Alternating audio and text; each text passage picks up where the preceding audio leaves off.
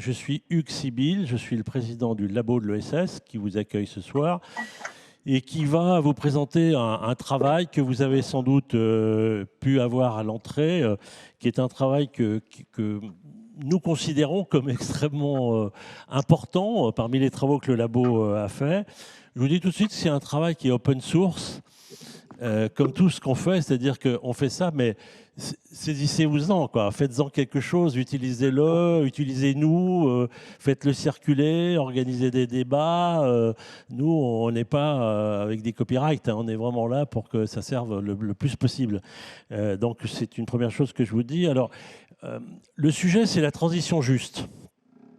Alors peut-être qu'on va en parler tout à l'heure, Pascal en parlera, peut-être Florian, mais déjà aboutir sur le titre et le choix des mots, ça a été quelque chose qui était en soi matière à débat. Donc transition juste, on va vous expliquer tout à l'heure ce qu'on entend par transition juste. Moi, en tant que président du labo, je considère que c'est vraiment un sujet majeur. Je vais vite parce qu'il faut qu'ensuite on ait le temps de rentrer dans le sujet et débattre, mais quand même je vous dis, au titre de ma présidence du labo, bon, premièrement, l'actualité nous montre tous les jours l'enjeu d'articuler une transition écologique et une justice sociale. On ne rentre pas dans les détails, mais ce qui se passe actuellement sur l'inflation, sur les conséquences de la guerre, sur toute une série de facteurs, montre que sur l'alimentation, sur le transport, etc., le lien entre la question écologique et la question d'une certaine équité sociale, elle est fondamentale. Et elle n'est pas toujours sur le devant du débat public, cette question-là. Et donc nous, on a souhaité, à travers ce thème de la transition juste, être l'endroit où on va se dire quelles sont les interrelations entre la question de la transition écologique et la question de l'équité ou de la justice sociale, selon les mots qu'on veut.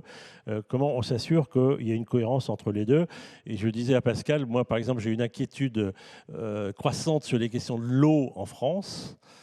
Je trouve qu'on n'en parle pas beaucoup, mais je pense qu'on va vivre des heures très très sombres. Il faut quand même savoir que pour refroidir les centrales nucléaires, je crois que 30% de l'eau utilisée en France aujourd'hui sert à ça. Donc je me pose des questions et on finit par se dire qu'au-delà du pouvoir d'achat, le pouvoir de vivre lui-même est aujourd'hui sans doute touché. Et donc voilà, ça fait partie de la transition juste. Deuxième raison, c'est qu'il nous semble qu'il y a quand même beaucoup de confusion autour des mots, et en particulier du mot transition. C'est un mot, si on regarde l'usage des mots, il y a 4 ou 5 ans, le mot transition, je pense qu'il était utilisé ici ou là, mais de manière très, très... Comme le mot sobriété, d'ailleurs, c'était des mots qui étaient très peu utilisés. Aujourd'hui, on parle transition toute la journée. Mais il nous semble qu'on ne prend pas forcément le temps de définir ce qu'on entend par cette transition, que souvent, on parle uniquement de la transition énergétique. Donc on va parler de nucléaire, de photovoltaïque, d'hydrogène, etc., comme on le fait dans la commission France 2030 à laquelle je participe. On est très transition énergétique, technologie pour affronter les choses, mais bon, nous, on a voulu se passer sur la question d'une transition un peu systémique et juste. Donc c'est la deuxième raison. Puis la troisième raison essentielle pour nous, c'est qu'on a la conviction que l'ESS a un rôle majeur à jouer dans cette notion de transition juste, parce que c'est fondamentaux même, c'est-à-dire travailler sur l'utilité sociale, pour faire plaisir à Yannick qui est ici, travailler sur l'utilité sociale et puis travailler dans une optique non lucrative ou à lucrativité limitée, ça donne à la fois des responsabilités, des avantages particuliers sur la notion de transition juste. Je vous ferai une confidence, c'est que moi j'ai arrêté de le faire depuis un petit peu, mais peut-être je vais me remettre à le faire. J'avais suggéré que ESS, on rajoute un E à la fin et qu'on dise économie sociale, solidaire et écologique, pour bien montrer que c'était une priorité et quelque chose de majeur. Bon, pour l'instant, ça ne s'est pas fait, mais peut-être que ça se fera peut-être. Bon. Donc, ce travail qu'on va vous présenter tout de suite, il s'inscrit dans le prolongement, je ne veux pas le présenter, le labo de l'ESS, nous sommes un think tank, mais sachez que ça n'arrive pas comme ça au hasard. On a travaillé sur la transition énergétique citoyenne. On a travaillé sur agir contre la précarité alimentaire. On a travaillé sur des métropoles low-tech et solidaires. tout ça, on a fait des journées régionales des transitions. Tout ça, vous pouvez le retrouver sur le site du labo. Mais donc, c'est un chemin, finalement, qu'on suit, de regarder les liens entre l'ESS et les enjeux de la transition. Et d'ailleurs, le travail qui a été fait là nous semble tellement intéressant qu'on réfléchit déjà à des suites, et en particulier une qui serait de regarder comment on peut relancer, réinventer l'éducation populaire, orientée vers cette question de la transition juste, c'est-à-dire une éducation populaire qui serait un acteur de la société pour travailler sur cette question de la transition juste, puisque vous allez le voir, il s'agit d'embarquer tout le monde dans la transition et que ce ne soit pas simplement l'affaire de quelques-uns. Alors, je veux, en terminant, vous dire que bon, la façon de travailler du labo, c'est d'une part de toujours travailler à partir de ce que font les gens sur le terrain, donc de toujours être connecté sur les territoires. Je dis ça devant Christian Sauter, qui est vigilant sur ce point. Donc on part toujours des expériences, des pratiques, des expérimentations, et on essaye toujours de travailler en co-construisant ce qu'on va élaborer, ce qu'on va proposer. Donc c'est ce qu'on a fait là. Et donc il me faut remercier quelques personnes ou structures. Donc je veux d'abord remercier la Fondation de France. La Fondation de France nous a financé pour faire ce travail, mais plus que financé, a été partie prenante. Donc je remercie Axel Davzac, sa directrice générale, qu'on connaît bien au labo et qu'on aime bien. Alexandre Giraud, qui est directeur du mécénat, qui, s'il m'entend, je vais laisser la parole dans une minute. Et Clara Schumann, qui est ici et que je remercie particulièrement, puisque c'est elle qui a suivi les travaux et qui a été présente sur ce chantier pour la Fondation de France. Ensuite, je veux remercier mon voisin Pascal Brice, qui est le président de la FAS, la Fédération des acteurs de la solidarité. Anciennement FNARS, je dois dire que pendant longtemps, j'ai continué à dire FNARS et je me faisais engueuler par ton prédécesseur qui disait « Mais non, c'est plus la FNARS, c'est la FAS maintenant ». Donc, président de la FAS. Et je le remercie tout particulièrement parce qu'on l'a appelé un petit peu rapidement parce que Patrick Doutreline, qui avait commencé à piloter ce chantier, a eu des ennuis de santé sérieux. Et donc, tu nous as tout de suite dit banco, d'accord. Et en plus, en étant très vite je pense, dans une proximité d'esprit de travail qui était vraiment très, très agréable et très formidable. Et donc, je vais aussi te laisser la parole tout de suite. Et puis, je voudrais remercier l'équipe du labo. Alors, en général, c'est vrai que les présidents, c'est un peu une espèce de passage obligé de dire, et je remercie particulièrement l'équipe du labo. Alors, je voudrais dire devant eux que c'est vraiment pas une politesse. Je veux la remercier beaucoup et je remercie en particulier Florian qui est ici parce que franchement, le travail que vous allez voir, qui est un travail de très grande qualité, il y a mis une patte à la fois intellectuelle, mais aussi d'organisation, de fabrication de documents, etc., qui est absolument remarquable. Enfin, je trouve que pour une petite structure comme le labo, on a un document, on a un rapport qui est franchement de très grande qualité. Donc, les yeux dans les yeux, Florian, mais c'est vrai pour toute l'équipe, hein, mais les yeux dans les yeux, Florent, je vous dis vraiment bravo et merci, c'est formidable ce que vous avez fait là. Alors, je passe la parole si nous entend à... Oui, on peut l'applaudir. Je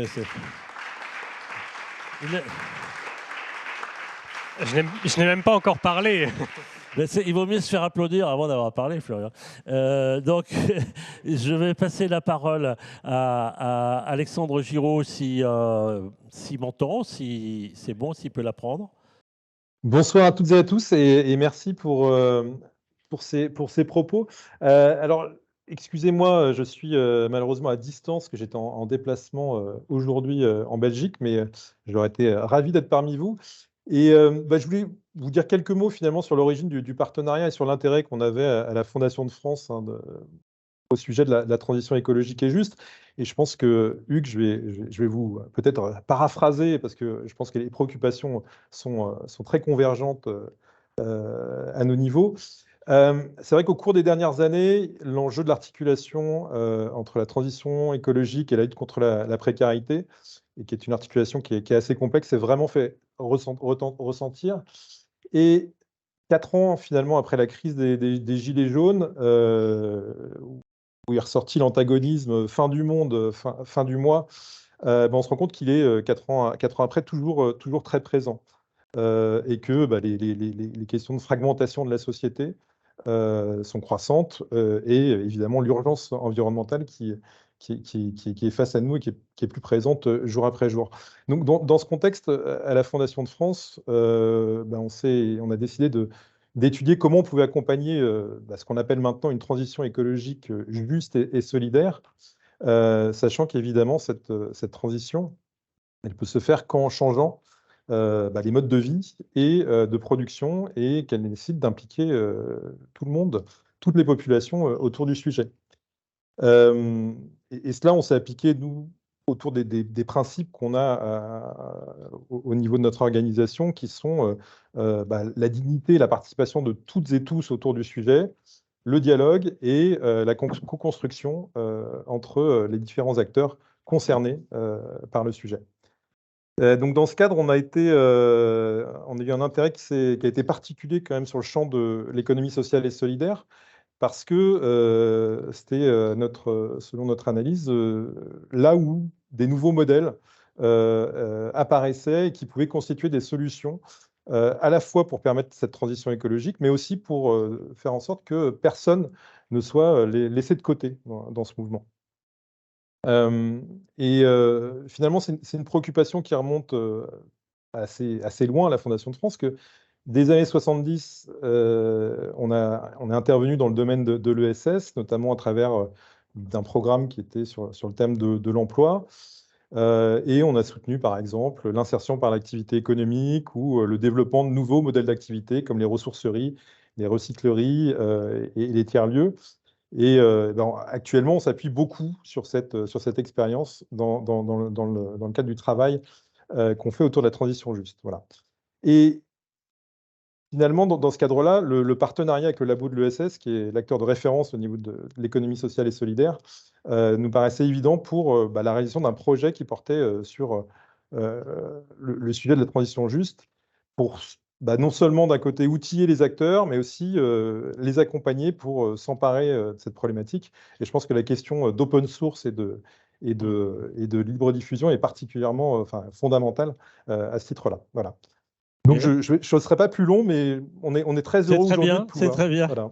Vous êtes tout à fait dans les... Moi, je vous regarde par en dessous, là, parce que vous êtes derrière moi.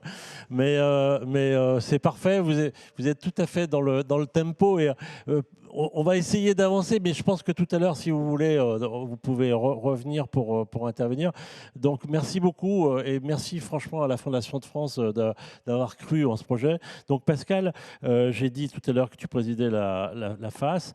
Tu es aussi élu local. Donc, le sujet en question, tu l'appréhendes aussi avec une dimension du territoire. Donc, un peu pour introduire le sujet, dire comment on a travaillé, peut-être aussi tes impressions premières, mais tu y reviendras tout à l'heure puisque c'est toi qui présenteras les propositions qu'on fait à l'issue de ce travail. Merci Hugues et merci mesdames et messieurs de votre présence ce soir. Je devine que vous faites partie, Hugues nous faisait part de ses inquiétudes sur l'eau, l'accès à l'eau. Vous êtes probablement de celles et ceux de plus en plus nombreux sur cette planète qui commencent à s'inquiéter assez sérieusement, qui s'étonnent, dans le meilleur des cas, qui s'inquiètent, qui parfois sont saisis d'effroi, entre finalement ce qu'elles perçoivent de ce qui leur tombe dessus et l'ampleur de ce qui leur tombe dessus et la sensation de ne pas pouvoir faire grand-chose. Moi, je suis très frappé de ça, de cette sensation d'impuissance ou d'effroi qui s'empare de tout un tas de gens parce qu'il y a un tel décalage entre l'ampleur de ce qui nous arrive en termes de changement climatique, d'inégalité sociale, de transformation économique, et ce que chacune et chacun se croit capable de porter ou non est quelque chose de tout à fait lourd à porter dans la période. Et on le voit sur le plan notamment de la crise démocratique qui s'empare d'un nombre croissant de pays. Alors au fond, nous entrons dans l'ère des solutions. Ça prend du temps, c'est compliqué, il y a des allers-retours, ça avance, ça recule, mais voilà, modestement, une contribution du labo de l'ESS et de celles et ceux qui ont travaillé à la recherche de solutions. Alors, l'ESS n'est pas assez folle pour croire détenir à elle seule la solution à l'ampleur des défis qui sont là en termes de lutte contre les inégalités sociales et de changement écologique. Mais Et je ne vous cache pas que c'est ce qui m'a immédiatement intéressé dans ce travail. J'étais heureux de succéder à Patrick, et je le salue. Hein. Tu as redit, Hugues, les conditions dans lesquelles Patrick d'Outreligne a dû quitter ce travail. J'ai été immédiatement saisi et séduit par la démarche qui est propre au labo, mais que nous retrouvons par exemple au sein de la Fédération des acteurs de la solidarité et dans d'autres organisations, associations, qui est de partir du réel. C'est-à-dire que si vous aviez là un énième truc très docte pour vous dire la théorie de la transition écologique juste, je ne suis pas sûr que je serais là à vous la présenter. D'abord parce que je n'en aurais pas la compétence, et ensuite parce qu'il me paraît plus précieux, du point de vue de ce que vivent les gens et de notre capacité à faire bouger les choses, de partir de ce qui se fait. Ce qui se fait, y compris dans les échecs, dans les incertitudes. Mais cette étude part de cela. À travers un groupe de travail, j'en salue les membres, je vois Daniel qui est là et d'autres, à travers ce qui se construit partout dans le pays, dans l'économie sociale et solidaire, dans l'agriculture, dans les transports, dans les mobilités, dans l'économie circulaire, la démonstration que ce qui est devant nous, avec évidemment des progrès à faire pour l'économie sociale et solidaire elle-même, si elle était exemplaire à tous égards, ça se saurait, mais une façon de conduire les choses et de construire les transformations qui a été dans les années 70 aux marges de l'économie et de la société, qui n'est plus tout à fait aux marges, qui progresse vers le cœur de la société, mais que nous pensons pouvoir mettre au cœur de la société, non pas comme solution unique. Ça, je suis un peu moins convaincu que Florian que nous avons là la solution au mécanisme qui régirait l'ensemble de l'économie, mais c'est normal, il est plus jeune que moi. Mais indubitablement, et je veux remercier Florian et l'ensemble de l'équipe de ce travail, des solutions qui existent et qui existent pour non seulement faire la démonstration qui s'empare des uns et des autres progressivement, que rien ne pourra être fait dans la réponse à la question sociale sans la réponse à la question écologique. Parce que tout ceci est indissociable. On en a parlé. D'abord, ça va d'évidence, vous le retrouverez là. Ce sont évidemment les plus fragiles et les plus précaires, celles et ceux que nos associations accueillent, accompagnent, qui sont les plus fragiles au regard du changement climatique et écologique. Tu parlais de l'eau. On sait tous, on le vit, nos associations le vivent, les hommes et les femmes à la rue. L'accès à l'eau, c'est déjà quelque chose de très compliqué en période de canicule. La question de la prise en charge énergétique pour des personnes dans des logements précaires sur ce plan-là, qui sont déjà en précarité de plus en plus, ce sont des questions lourdes. On le sait, ce sont elles et ce sont eux, les plus précaires et les plus pauvres, qui sont le plus durement frappés. Mais ça n'est pas la seule dimension. Notre ami de la Fondation de France insistait sur une autre dimension qui me paraît essentielle et que vous retrouverez ici. C'est celle de la participation des personnes concernées à cette transformation-là. Et vous savez que pour la Fédération des acteurs de la solidarité, mais je sais qu'ATD est là et d'autres, le Secours catholique, sont là, qui participent de cette mobilisation avec les personnes. Notre convention collective que vous retrouverez là, mais encore une fois à travers l'exemple, l'illustration, c'est que rien ne pourra être changé et transformé sans partir des personnes elles-mêmes, des lieux de vie où elles se trouvent et des acteurs bénévoles ou professionnels qui agissent. Et c'est cette démonstration-là que nous avons voulu faire aussi, qui est que la participation des personnes est centrale dans une réalité à laquelle je crois beaucoup, qui est qu'au fond, il y a là un mouvement qui, cas un cas, s'empare de nos sociétés vers cette transition et cette transformation écologique et sociale. Eh bien, il serait insupportable que celles et ceux qui sont les plus pauvres et les plus précaires en soient écartés. Ils doivent être des actrices et des acteurs, ils peuvent être, et ils le sont le plus souvent, et nous le montrons dans cette étude. Et puis, cette économie sociale et solidaire, elle a apporté dans la solution à ces défis aussi, sur quelque chose qui fait de moi un écologiste depuis très longtemps. Je ne suis pas un vrai écologiste, mais je suis un écologiste à cet égard depuis longtemps. C'est la question du lien social, indissociable du lien à la nature. Et il y a quelque chose dans l'ESS, je crois que le labo en est porteur, dans les valeurs de l'ESS, du point de vue du lien social, qui est quelque chose de très fort, de très puissant, qu'on retrouve par exemple dans Territoire zéro chômeur de longue durée. Je salue nos amis qui sont ici et qui ont aussi été associés, qui fait partie des enjeux de cette transformation. d'une grande partie de l'économie. Et puis enfin, je termine par un dernier point, qui est pour moi aussi tout à fait essentiel. Une des forces de l'économie sociale et solidaire, elle n'en a pas le monopole, hein, ça existe aussi dans l'économie marchande, c'est l'inventivité et la liberté. Et sans inventivité, sans liberté, j'ai par la conviction, étayée par les illustrations qui sont ici, que rien ne pourra être fait pour cette transformation et cette transition écologique, sociale et solidaire. Et donc, je me réjouis que le labo contribue à la réflexion avec cette contribution. Et je vous invite évidemment à piocher tout ce que vous pourrez y piocher pour sortir de cette sensation qui fait que, non, décidément, on ne va pas y arriver. On va y arriver. On va y arriver. J'aime bien cet optimisme de... Cet optimisme de la volonté qui nous réunit. Alors, il ne l'a pas dit, mais si vous avez fait attention, dans la méthode de travail, il y a quand même, on a fait 11 visites apprenantes, plus 14, donc le côté concret du travail qui est fait, partir des expériences, c'est 11 visites apprenantes et 14 entretiens en plus avec des expériences locales. C'est une journée de rencontres et d'échanges où c'était pas facile. Le groupe de travail a absolument voulu qu'il y ait des gens qui vivent la précarité, qui soient présents à cette journée de travail. Et je crois que ça a été très important et très fort.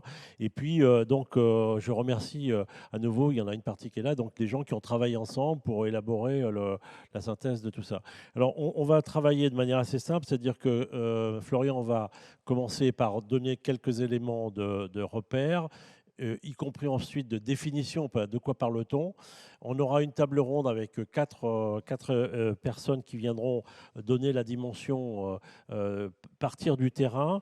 Et puis on reviendra vers Pascal qui dira les propositions qui nous semblent essentielles dans ce rapport pour essayer de progresser sur ce chemin vers une transition juste. Et donc, en termes de méthode, un peu à la fin de chaque séquence, si vous souhaitez intervenir et pas poser des questions, mais dire ce que vous en pensez, co-construire ensemble un certain nombre de choses, évidemment, ce sera possible. Et je crois que pour ceux qui sont à distance, c'est plutôt à travers le chat qu'on le fera. Hein. Oui, vous avez une personne que vous ne voyez pas si vous êtes à distance, Elisa, que je remercie aussi pour sa participation à l'étude, puisqu'elle a participé à la rédaction et à l'organisation des différents temps, qui relaiera, qui sera votre voix ce soir, et donc qui relaiera les questions à l'oral pour qu'on puisse y répondre, que ce soit nous ou les initiatives plus tard. D'accord. Alors donc on démarre dans le vif du sujet. Donc Florian, je vous passe la parole. Effectivement, merci Hugues, merci Pascal. On a voulu commencer dans l'étude et dans cette restitution par effectivement replacer un petit peu le sujet dans son contexte, redonner quelques chiffres un peu clés et puis redonner notre définition parce que effectivement les mots ont un sens et il nous paraissait important de bien cadrer ce dont on voulait parler quand on dit que l'économie sociale et solidaire contribue à une transition écologique juste. Et dans un second temps, je viendrai justement à la question de l'économie sociale et solidaire avec les 4 initiatives notamment qui l'illustreront. Le premier constat dont part l'étude, c'est que nous vivons, notre société vit une double crise, une crise sociale et une crise écologique. Crise sociale parce que même si on peut reconnaître que l'extrême pauvreté a largement diminué, réduit dans ces dernières années, on connaît encore de fortes précarités, de fortes dimensions de précarité et aussi de fortes inégalités. Là, vous avez en face de vous un schéma du rapport international sur les inégalités qui vous montre que plus de la moitié des revenus mondiaux aujourd'hui sont canalisés par les 10% les plus riches et c'est les 3/4 du patrimoine mondial qui sont pris par ces personnes-là. Donc on a de fortes inégalités. Si on regarde dans une perspective historique, dynamique, on voit que ces inégalités, elles ont fortement augmenté depuis le développement, on va dire, du capitalisme industriel au XVIIIe et début du XIXe siècle, puisqu'on est passé, là vous avez en face de vous, je ne sais pas si c'est très lisible à distance, vous avez le ratio entre le revenu moyen des 10% les plus riches et le revenu moyen des 50% les plus pauvres. Ce ratio, il est passé de 18 fois, un revenu moyen 18 fois plus élevé pour les 10% les plus riches en 1820, c'est aujourd'hui 38%. Alors certes, il y a une décrue depuis les années 80, due notamment au rattrapage économique des pays dits du Sud, la Chine en premier lieu, mais en fait, on voit bien déjà que la tendance est en train de se tasser et que ces inégalités entre pays, c'est ce que nous dit le rapport, la réduction de ces inégalités entre pays a tendance à être compensée par l'augmentation des inégalités à l'intérieur des pays. Et on va du coup vers un clivage de plus en plus important, notamment au niveau national. Donc on a une crise sociale, c'est quelques chiffres, hein, c'est bien sûr bien plus large que ça, mais voilà, dans le temps imparti, ça nous donne une idée des ordres de grandeur. On a une crise écologique, et là, sur la slide suivante, vous verrez les 9 limites planétaires qui ont été dessinées par les groupes de scientifiques internationaux, qui sont les limites au-delà desquelles les pressions anthropiques, c'est-à-dire les pressions effectuées par les activités humaines, si on va au-delà, si on va au-delà de ces limites, on a des pressions qui sont trop importantes pour notre écosystème. Et si vous n'aviez pas suivi l'actualité de l'année dernière, on a dépassé a priori la 6e, au moins en partie la 6e des 9 limites qui ont été définies dans ce rapport. Donc c'est aussi pour dire que la crise écologique, c'est pas qu'une crise climatique, on en entend beaucoup parler, c'est une crise de l'eau, là on en a parlé juste avant, c'est une crise de la biodiversité, c'est une crise des sols, c'est une crise aussi des apports en azote et en phosphore, etc. etc. Donc c'est une crise qui est multidimensionnelle. Or, ces deux crises que j'ai essayé rapidement de résumer, on le voit sur la slide suivante, en fait, on a eu tendance pendant très longtemps à les considérer séparément, à se dire il y a une crise écologique sur laquelle on va apposer des solutions écologiques, et une crise sociale avec des solutions sociales, voire à même les opposer en disant finalement c'est difficile de répondre à la crise écologique en répondant à la crise sociale et inversement.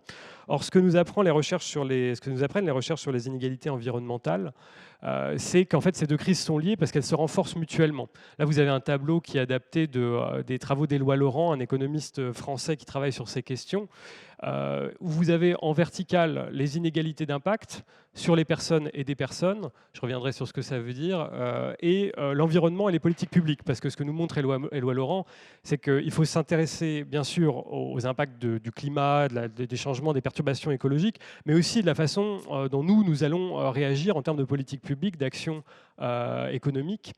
Et ce qu'on voit en fait quand on prend cette analyse, c'est effectivement ce que disait Pascal Brice juste avant, c'est que les personnes en situation de précarité, elles sont finalement doublement victimes.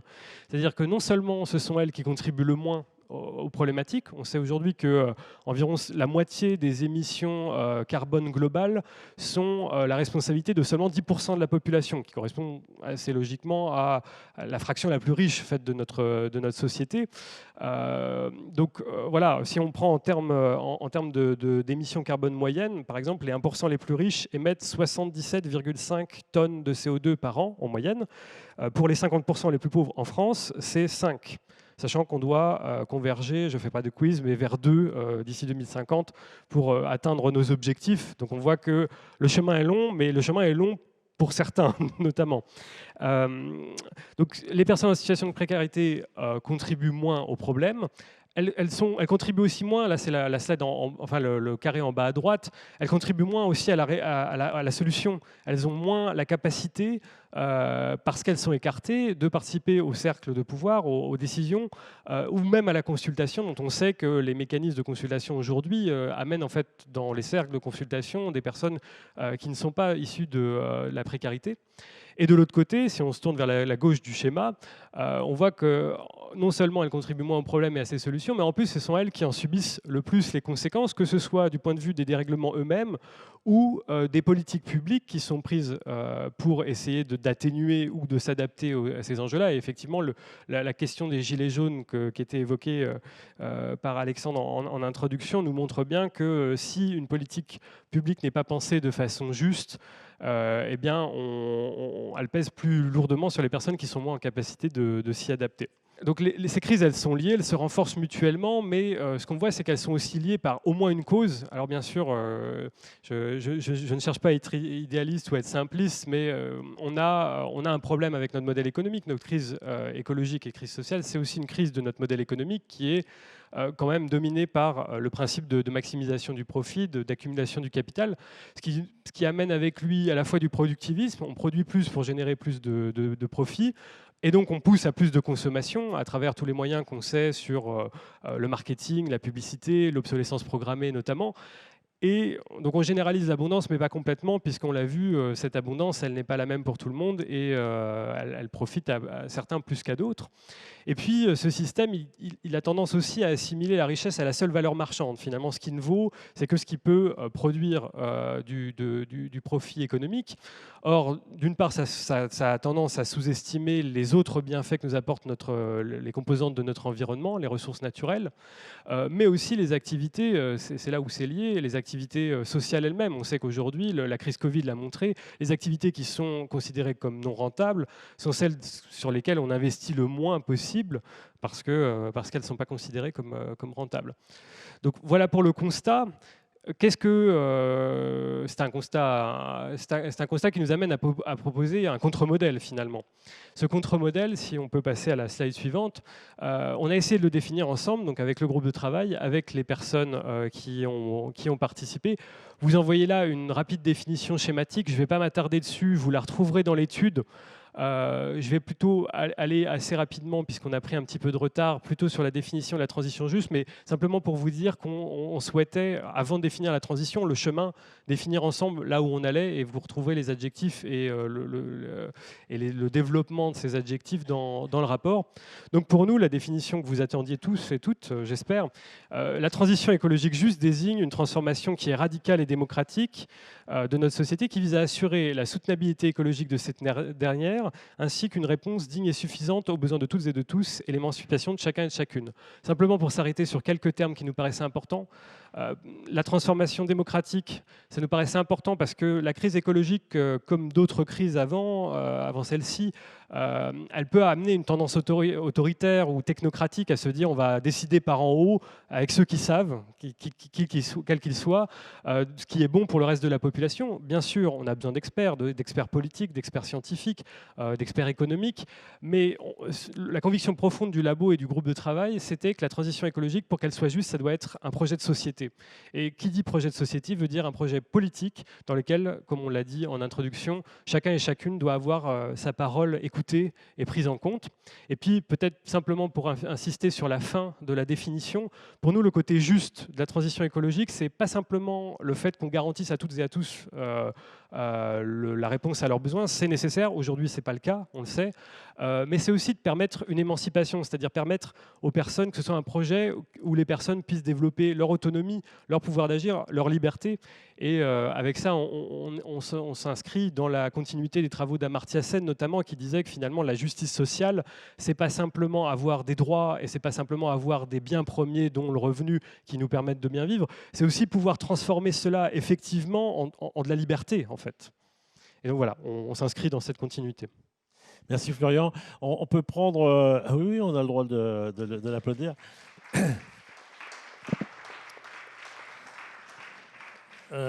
Moi, je n'ai pas participé au groupe de travail en direct, mais je dois dire que le fait de voir revenir le terme d'émancipation dans cette définition, personnellement, me touche et me plaît.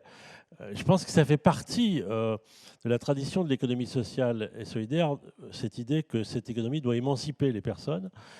On l'a peut-être un peu perdu de vue, mais si on met le mot sobriété avec ça, je trouve qu'on voit les différences qu'il peut y avoir. C'est-à-dire qu'il y a de la sobriété qui peut être émancipatrice ou au contraire qui peut être totalement subie et pas du tout émancipatrice. Donc je trouve qu'il y a là, d'une certaine manière, un retour aux sources de l'ESS et un apport qui permet... Parce que peut-être que ça vous paraît un exercice un peu théorique de donner une définition comme ça, mais moi, en tant que président du labo, j'insiste toujours sur on doit essayer de dire de quoi on parle. Parce qu'en ce moment, on vit quand même dans un monde dans lequel les mots s'usent tellement vite. Parce que moi j'ai entendu déjà, alors je vous laisse la parole tout de suite pour agir, mais des gens disent moi je ne veux plus entendre parler de transition parce que c'est tellement utilisé dans tous les sens que alors je préfère utiliser le mot transformation. Puis après j'ai entendu des gens qui disaient oui mais le mot transformation lui-même il est trop utilisé donc maintenant j'utilise le mot métamorphose. Je ne sais pas si vous avez entendu ça, mais donc les mots s'usent beaucoup et il faut essayer d'éviter qu'ils s'usent parce que c'est un affaiblissement démocratique à mon avis l'usure des mots. Donc il y a un travail qui a été fait pour essayer de dire voilà, de quoi on parle.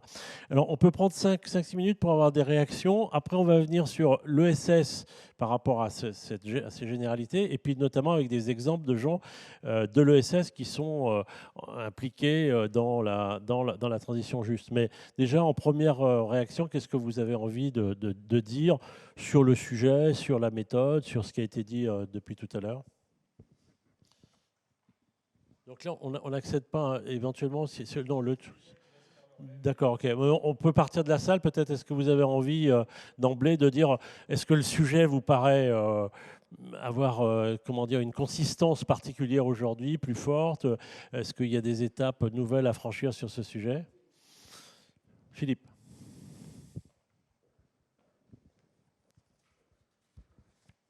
Bonjour à tous, Philippe Carbas de l'UNADEL, l'Union nationale des acteurs du développement local. Juste signaler qu'on a mené une réflexion un peu en parallèle, puis on a pas mal échangé avec Florian sur la manière d'aborder ce sujet. Et donc on s'est retrouvé sur beaucoup de choses. Peut-être juste l'élément qu'on a en complément essayé de mettre en discussion, c'est la question de comment on conçoit effectivement la transition écologique.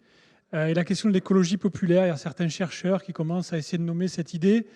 Et derrière cette idée qui est assez complexe, c'est-à-dire comment on valorise des savoirs de sobriété, de débrouillardise, de bricolage, qui sont des savoirs plutôt populaires, et de comment dans ces dynamiques de transition, voilà, on valorise ce type de savoir, hein, donc une écologie populaire entre guillemets, qui n'est pas forcément revendiquée d'ailleurs par les personnes qui la vivent au quotidien, et qui effectivement, voilà, on se projette peut-être aussi dans des modèles de pouvoir accéder comme tout le monde à d'autres services. Et donc c'est un concept un peu complexe, mais qui en tout cas est intéressant, il me semble, à mettre, à rajouter, pour compléter ce que... C'est proche de l'innovation frugale, enfin des concepts sur l'innovation frugale ou... Alors, assez proche, mais juste peut-être à situer dans un contexte où les politiques publiques sont plutôt à valoriser une conception de la transition écologique qui correspond aux classes moyennes, accéder au bio, la voiture électrique, rénover son habitat. Bon, ben voilà, c'est un habitus, comme dirait Jean-Baptiste de Comby, un chercheur qui travaille sur ça, un habitus qui est plutôt l'habitus de l'élite ou des classes moyennes. Donc il y a vraiment quelque chose pour interroger les politiques publiques qui œuvrent sur ces questions environnementales. Donc voilà, écologie populaire, voilà, peut-être un sujet à afficher aussi, il me semble, mais qui correspond complètement à ce que vous disiez, c'est-à-dire qu'en fait, les publics contribuent ont déjà des gestes écologiques, sauf qu'ils ne sont pas reconnus, valorisés, soutenus, ou insuffisamment en tout cas. Merci. Peut-être Pascal, si tu souhaites réagir, on va peut-être prendre, s'il y a 2 ou 3 quand même questions ou réactions de ce type-là. Donc j'invite à regarder les travaux de l'UNADEL, qui sont toujours des travaux tout à fait intéressants, qui travaillent sur le développement local depuis longtemps. D'autres envies de réagir ou de questionner ou de témoigner de vos propres expériences sur le... Oui. Si chaque fois vous pouvez bien dire... Enfin, si vous le souhaitez, hein, de dire qui vous êtes. Bonjour, je m'appelle Marie Floquet, je représente Signy et Oco qui créent des tiers-lieux culturels et on a eu le plaisir de travailler ensemble sur la notion de ESS, écologie environnementale, sociale et solidaire. Merci pour ce travail parce que évidemment ça répond à tout ce qu'on fait, ça fait écho à tout ce qu'on fait dans nos lieux, justement de conjuguer une forme d'éducation populaire avec l'inclusion de tous les publics et l'éducation, la transmission de pratiques éco-responsables. Si je peux apporter juste un espèce de petit témoignage, c'est qu'en fait, au sein de la dynamique tiers-lieu, il y a Plateau Urbain qui a monté il y a 2 ans un outil de mesure d'impact des tiers-lieux qui s'appelle Commune Mesure et qui a pour objectif de recenser et d'aider les tiers-lieux à définir leur impact sur tout un volet social.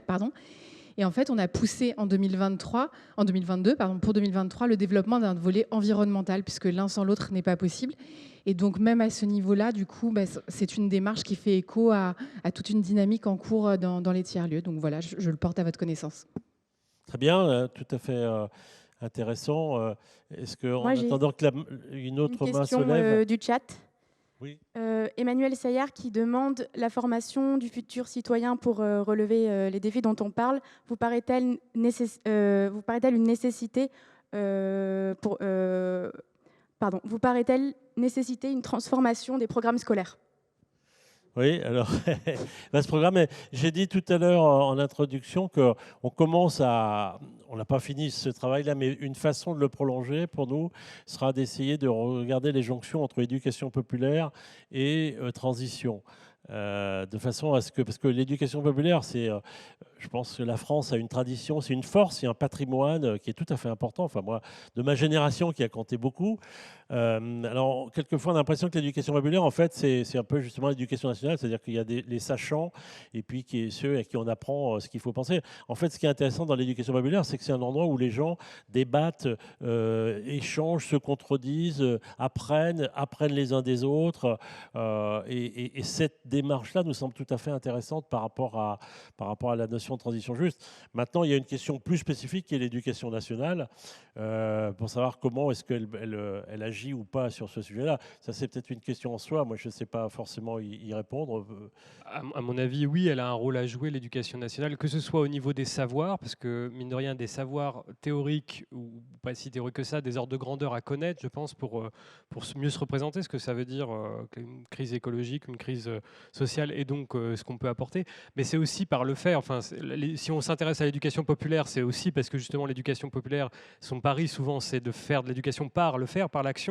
Mais je pense que ce n'est pas que son privilège. L'éducation nationale, on voit de plus en plus d'écoles, par exemple, qui ont des jardins ou qui ont des partenariats avec des jardins partagés, associatifs, où les élèves peuvent aller mettre les mains dans la terre et se confronter à ce que c'est que du vivant réel.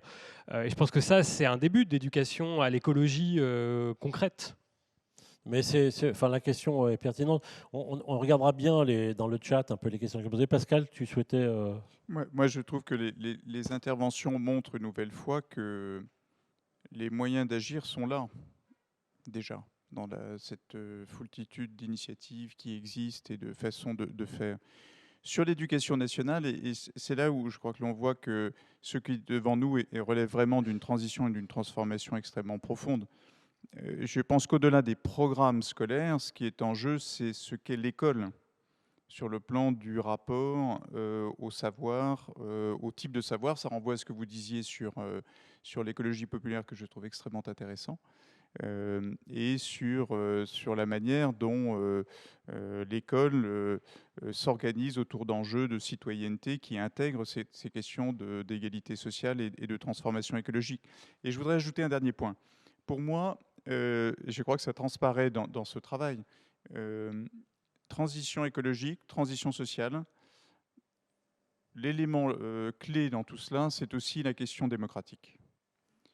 Et je l'entends à travers vos propos notamment, qui sont de dire que ça suppose vraiment, et encore une fois, moi je n'attends pas le grand soir, hein, donc je pense que tout ça est en train de se construire et que simplement notre rôle avec ceci et mille autres choses, c'est de mettre tout ça au cœur de la société. Parce qu'encore une fois, je crois que plus les gens ouvrent les yeux, plus ils se disent que là, il y a vraiment des choses qui sont utiles à tout le monde. Mais cette question du rapport à l'expertise, de la délibération démocratique, du regard social, de la capacité à reconnaître des savoirs qui sont y compris des savoirs présents dans les classes populaires comme étant des solutions et pas seulement des choses que l'on subit, il y a vraiment sur la question démocratique quelque chose qui, sans cela, ne fonctionnera pas. C'est-à-dire que si on se dit on applique des solutions parce qu'on sait qu'on a des programmes qu'on va appliquer à tout le monde, vous allez faire comme ci, comme ci, comme ça, ça ne bougera pas ou ça ne bougera que trop tard. Alors, on va avancer avec quel est le rôle de l'ESS là-dedans, quelle est la place de l'ESS et quelles sont les initiatives de l'ESS. Juste en repassant la parole à Florian, parce que vous avez dit tout à l'heure qu'on avait... elle ne me regarde pas, mais quand vous avez parlé de l'ESS écologique, il y a dans cette salle des dirigeants de l'économie sociale.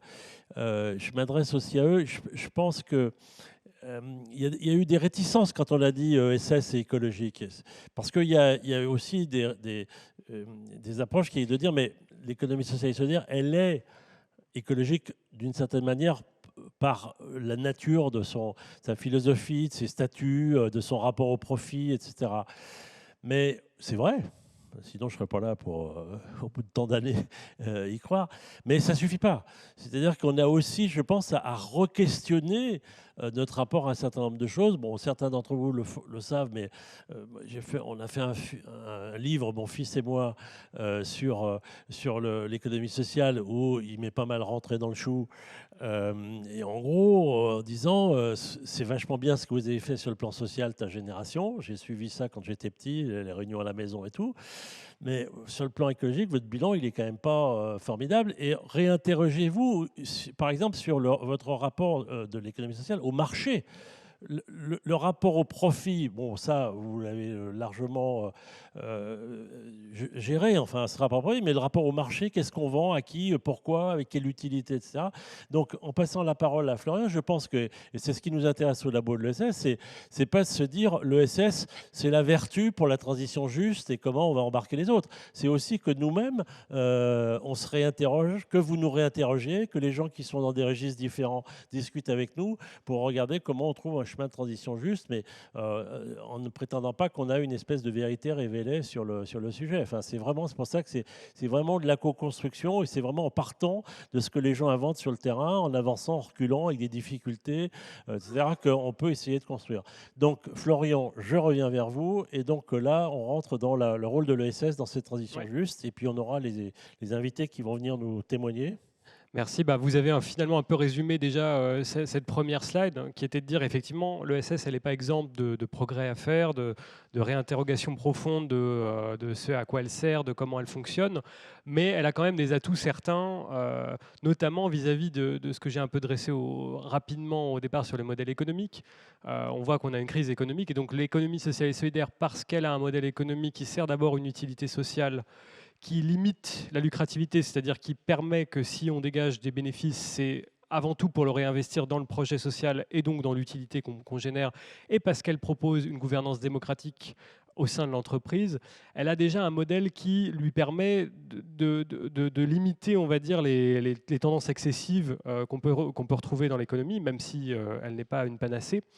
Elle est historiquement engagée dans le secteur social, sur le côté justice, et elle est aussi engagée de façon assez pionnière sur la transition écologique dans plein de secteurs, notamment l'économie circulaire, la transition énergétique citoyenne, l'agriculture et l'alimentation durable. Donc il y a déjà énormément d'exemples qui montrent qu'elle est présente sur le sujet. Et je pense que l'idée principale qu'on voulait retenir de cette partie, c'était de dire que l'économie sociale et solidaire, on doit revendiquer que ce n'est pas simplement une économie réparatrice. Oui, elle répare, mais elle n'est pas simplement une jambe de bois sur le reste de l'économie. Elle est transformatrice, elle bouge, elle fait changer les choses. Et pour le montrer, ce que vous verrez en slide suivante, dans un ambitieux schéma qui vous résume toute la partie 2, mais ça ne vous empêche pas de la lire, parce que je ne vais pas pouvoir vous présenter si en détail que ça. On est allé donc voir ces 25 initiatives, dont vous en allez en avoir que 4, malheureusement, cet après-midi. On aurait pu les inviter les 25, mais ça aurait fait beaucoup de temps, beaucoup de monde. On est allé voir comment concrètement l'économie sociale et solidaire, elle répond aux prérequis qu'on a définis dans la définition qu'on a proposée de la transition écologique juste.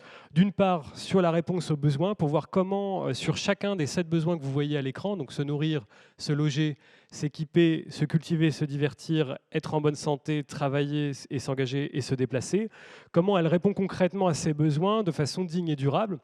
Je ne vais pas m'étaler sur ces exemples-là parce que je le ferai trop rapidement, et les 4 exemples qui vont participer à la table ronde le feront bien mieux que moi sur 4 de ces besoins. Je vais peut-être m'apesantir un petit peu plus sur la deuxième partie, sur l'émancipation, ce terme qu'on a un peu lancé. Pour nous, il nous semblait de façon transversale que ces initiatives, elles étaient intéressantes sur la transition écologique juste parce qu'elles représentaient des collectifs dans le cadre de laquelle on développait l'autonomie individuelle à travers 4 modalités que vous voyez à l'écran aussi. L'accueil, ce sont des initiatives dans lesquelles chacun, et notamment quand on est en difficulté, on peut passer la porte et on peut être écouté, on peut parler de ses problèmes, parler de ses envies, pas que de ses problèmes bien sûr, et trouver sa place. C'est des initiatives dans lesquelles on peut être accompagné en fonction de ses difficultés pour lever ses freins, qu'ils soient psychologiques, qu'ils soient matériels, qu'ils soient juridiques. Et souvent, ce qu'on voit, c'est que les initiatives, elles ont une mission, une action sociale particulière, que ce soit sur la nourriture, sur le logement, etc. Mais en fait, elles traitent de plein d'autres choses autour pour lever tous les freins. On a perdu la slide. Le troisième point, c'est celui de la transmission. Dans ces initiatives, il y a beaucoup de savoir, on l'a dit, de savoir qui se transmettent, mais ce n'est pas simplement des équipes encadrantes vers les salariés, vers les bénéficiaires, vers quel que soit le terme qui les désigne le mieux selon l'initiative. C'est du savoir qui circule, c'est du savoir qui est mis en commun et qui est créé ensemble avec de la transmission. Et c'est aussi des initiatives qui valorisent. La transition écologique juste, elle va nous questionner beaucoup sur qu'est-ce qui est utile aujourd'hui dans notre société. Et ce que font ces initiatives, c'est de montrer que chacune et chacun, quel que soit son niveau de revenu, quel que soit son niveau d'éducation en termes de diplôme, quelles que soient ses connaissances sur un sujet, il peut apporter à cette transition écologique juste. Et c'est des initiatives qu'ils valorisent concrètement et qui montrent que toutes les personnes qui y contribuent, elles ont un impact pour elles-mêmes, pour les collaborateurs, les parties prenantes de l'initiative et pour leur territoire, puisque ces initiatives de l'ESS, elles sont ancrées dans un territoire. Et donc, ce qui nous semblait important de revendiquer à la toute fin, et ensuite je passerai aux exemples précis à travers la table ronde, c'est que dans les débats sur la sobriété l'année dernière, on a eu un peu cette scission entre deux échelles, avec une opposition parfois un peu trop forte, entre l'échelle macro, qui est celle de l'État, qui est celle du marché, qui est celle de l'Europe, du monde, enfin de l'ONU, etc., où bien sûr il y a besoin de cette échelle macro parce que c'est elle qui a les rênes sur pas mal de décisions, mais en même temps on sent bien que c'est difficile de toucher à ces échelles-là, c'est des lourds machins qui sont difficiles à manœuvrer et qui pour nous en tant qu'individus nous paraissent relativement inaccessibles, sauf quand on est à leur tête. Il y a l'échelle micro. L'échelle micro, elle est importante aussi. Si on ne voit pas comment on pourrait avoir une transition écologique juste qui se passe pas aussi dans nos changements de pratiques individuels. Mais en même temps, on sait bien aussi qu'en tant qu'individu, on ne peut pas tout faire et on est pris dans des contraintes, dans des cadres qui nous dépassent assez largement. Et donc, le message principal, je pense, à la fin de cette étude sur cette partie d'émancipation, c'était que l'ESS, elle peut revendiquer le niveau méso, le niveau médian, celui où l'individu il peut s'engager en tant que personne, mais à travers un collectif et donc voir les effets de ce qu'il produit et être pris dans un ensemble sur lequel il a quand même prise, parce que c'est un collectif à taille humaine, c'est dans un territoire, c'est un petit nombre de personnes qui peuvent être ensuite organisées en réseau, etc., mais qui est plus atteignable que le niveau global sur lequel on n'a pas forcément prise. Et voilà pour moi pour cette slide. Je vous invite à lire bien sûr la partie 2 qu'elle résume. Et je vais appeler du coup à venir sur scène les intervenantes et intervenants qui sont en présentiel. La première initiative, donc c'est que des initiatives qu'on a vues et plus particulièrement qu'on a vues en visite apprenante, puisqu'on l'a dit, on a eu des visites apprenantes où on s'est déplacé voir, et puis comme on ne pouvait pas aller partout parce que sinon on n'avait pas le temps, on a fait des échanges complémentaires. Donc là, on vous donne un aperçu de quelques initiatives. Vous pouvez retrouver les 25 à travers des encadrés présentés dans l'étude. Donc la première de ces initiatives, c'est ATD Quart Monde, Nogent-le-Rotrou. Où se trouve Nogent-le-Rotrou, peut-être pour celles et ceux qui n'ont pas la géographie précise. Il faut que vous preniez le micro. Pour celles et ceux qui sont à distance. Ah oui, pardon. Alors, tout le monde ne sait pas où est Nogent-le-Rotrou. Non. Comment ça? Donc, entre Chartres et Le Mans, on peut dire ça? Ouais. Voilà, c'est la direction de la Bretagne. De Paris, on va vers la Bretagne. Et voilà, à 50 km de Chartres et 70 km du Mans. Voilà. Et donc, on accueille avec nous donc, en présentiel Sabine Rosnet, qui est alliée ATD. Peut-être que Sabine, tu pourras nous représenter ce que c'est qu'allié militant pour ceux qui n'ont pas la linguistique ATD. Et à distance, peut-être qu'on peut aussi les afficher quand même si pour l'instant ils ne parlent pas. On a Véronique L'Enfant et Gabin Le Prince, qui sont tous les deux aussi engagés dans la dynamique locale. Je me tourne vers Sabine. Donc Sabine, tu es alliée à ATD, je l'ai dit, tu nous représenteras ce que c'est. Donc ATD à Nogent-le-Rotrou depuis plusieurs années maintenant, depuis notamment la crise Covid, mais un petit peu avant pour un ancien jardin, a investi un jardin et une maison partagée. Est-ce que tu peux nous présenter un petit peu ce projet et nous dire en quoi ça cadre avec notre sujet là, de transition écologique juste? Oui, bien sûr. Alors, j'ai écrit un texte parce que je me suis dit sinon j'allais mettre 3 quarts d'heure et pas 4 minutes. Donc, je vais le lire un peu, mais je peux répondre à la question par rapport... Ouais. Ah oui, je vais répondre à la question peut-être par rapport à alliés et militants. D'abord, pour ceux qui ne savent pas, donc un peu le jargon ATD Quart Monde. Je pense que je serai corrigée si je ne le dis pas bien. Donc les alliés, on va commencer par les militants. ATD Quart Monde, ce sont les personnes qui ont vécu ou vivent la grande pauvreté et qui militent pour l'éradiquer. Et les alliés, ce sont ceux qui n'ont pas vécu la grande pauvreté, mais qui militent avec les militants pour l'éradiquer. Voilà. Donc ensemble. Merci à TD Quart Monde. Voilà. En effet, il y a eu plein de choses qui ont été dites qui donnent envie de réagir, mais du coup, je vais essayer de lire mon texte pour pas... Donc, le projet de jardin et maison partagée émane du comité ATD Quart Monde, donc de Nogent-le-Rotrou, qui existe depuis plus de 20 ans. Et c'est ça qui est important, c'est parce que ça existe depuis plus de 20 ans que c'est possible de faire des choses avec les gens et avec les familles. Il vise à expérimenter les actions de cultiver, cuisiner et créer ensemble, entre personnes affrontant la grande précarité, citoyens plus aisés et producteurs et acteurs locaux solidaires. Il s'agit de mettre en œuvre, dans le cadre le plus chaleureux possible, des modes de production et de consommation réfléchis ensemble et d'essayer de trouver des moyens d'agir pour aller vers des modes de vie plus respectueux du vivant. L'objectif est aussi d'expérimenter les conditions de réussite d'une transition écologique ou d'une métamorphose, pensée avec toutes et tous à partir du quotidien de vie des plus pauvres et de leurs aspirations. Donc, après 3 ans de jardin partagé à la campagne, en mars 2020, un nouveau projet de jardin partagé au sein du quartier des Gauchetières, c'est le quartier populaire, le quartier HLM de Nogent-le-Rotrou, a vu le jour en collaboration entre ATD Quart Monde et le centre social municipal, en pleine période de confinement, comme tu l'as dit, une période qui rendait l'acte de cultiver ses légumes et de s'aérer encore plus crucial. Donc 4 parcelles de 200 mètres carrés ont été alors louées. Aujourd'hui, une trentaine de familles du quartier y participent, avec des amis et des personnes très motivées qui ont rejoint le projet.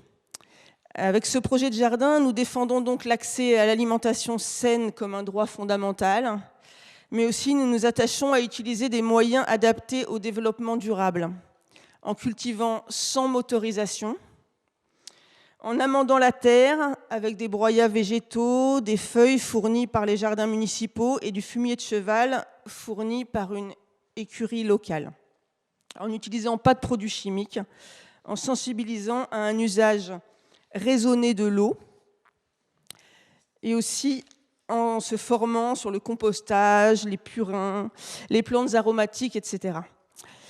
La dimension sociale de ce projet, c'était une des questions que tu posais, elle se manifeste par la mixité sociale et aussi par la mixité de culture. Il y a des familles françaises, syriennes, soudanaises, marocaines, tunisiennes, roumaines, etc.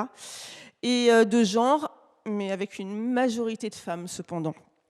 Nous accordons une place importante à l'accueil des plus fragiles qui peuvent travailler à leur rythme ou juste encourager les jardiniers et profiter de la nature.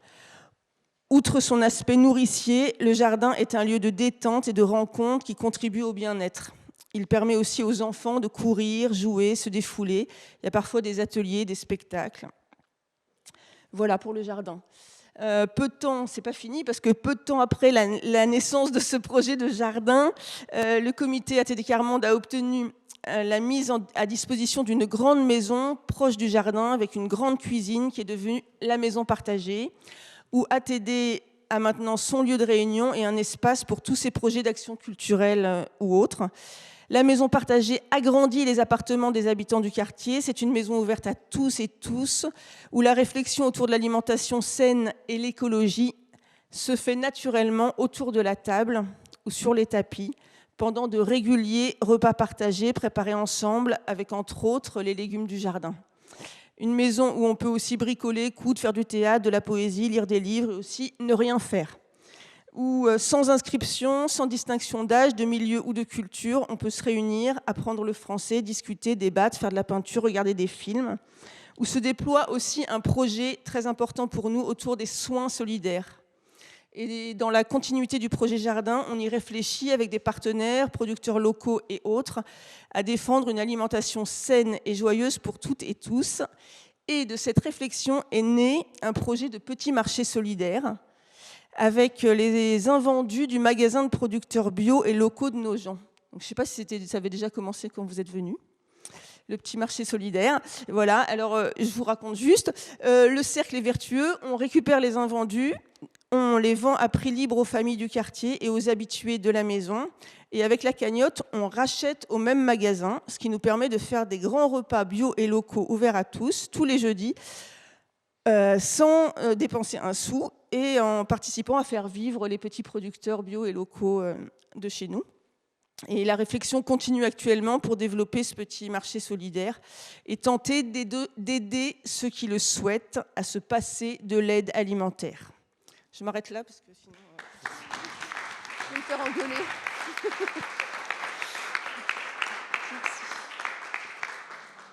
Merci Sabine. Du coup, je me tourne vers Véronique et Gabin qui nous amènent le bon vent de ATD Nogent-le-Rotrou avec sa guitare.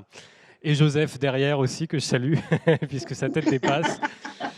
Je voulais simplement que vous puissiez aussi témoigner de ce que vous apportez, à quoi vous contribuez quand vous travaillez au jardin et à la maison partagée, ce que vous faites. Et puis, qu'est-ce que ça vous apporte, vous aussi, en retour d'y participer? Ok. Je m'appelle Véronique L'Enfant. Moi, le jardin, j'aime bien y aller. Ça me fait sortir chez moi, surtout. Et travailler la terre et planter des légumes, des trucs comme ça. Voilà. Et après, Gabin. Moi, j'aime bien le jardin pour partager, pour semer, pour récolter. Pour manger un peu aussi. Oui, mais ça, après, c'est le...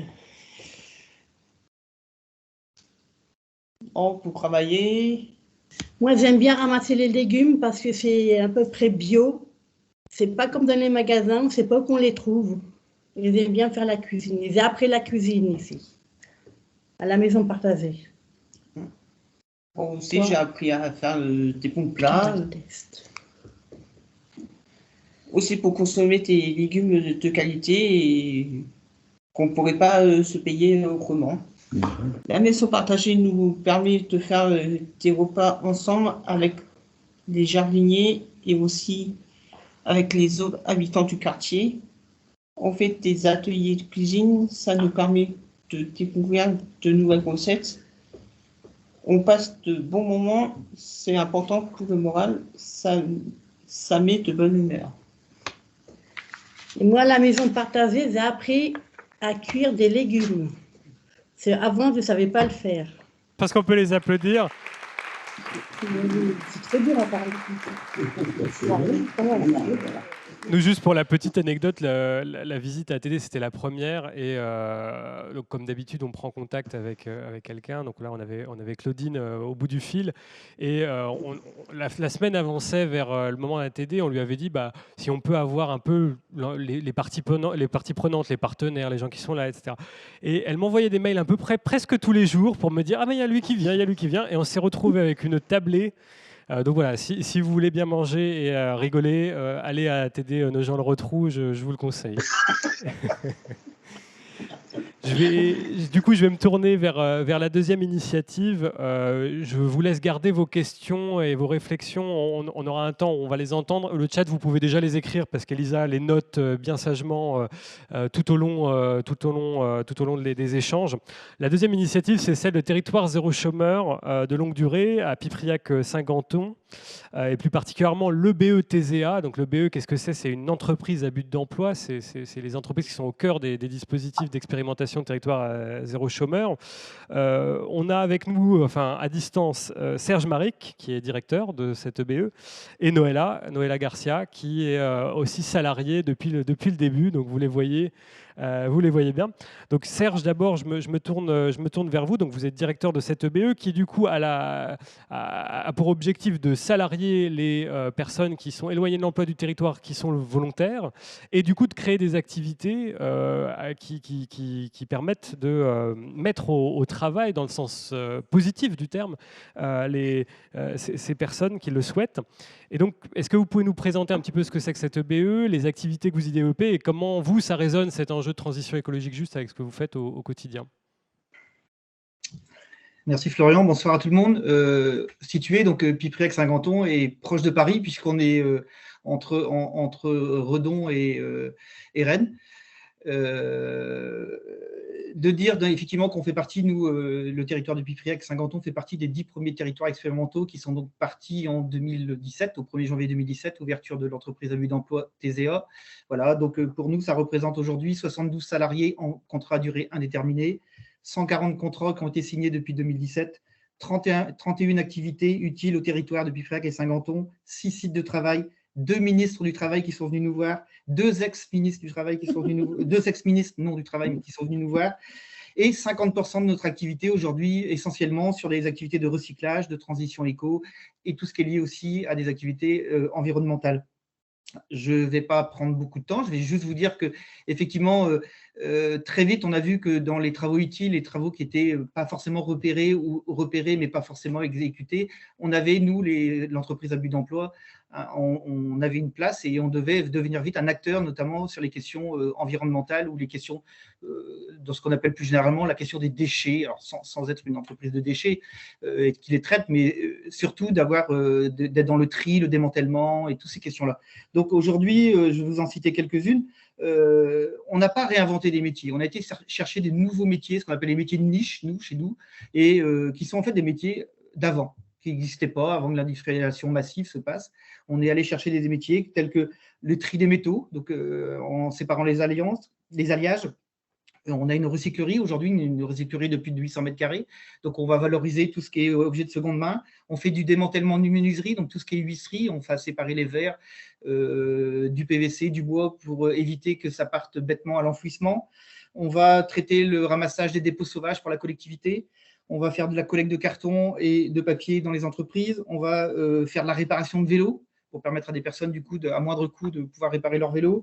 On va faire aussi de la location de vélos et de scooters électriques, pareil, pour permettre notamment à des jeunes qui vont sur de l'emploi local de pouvoir se déplacer.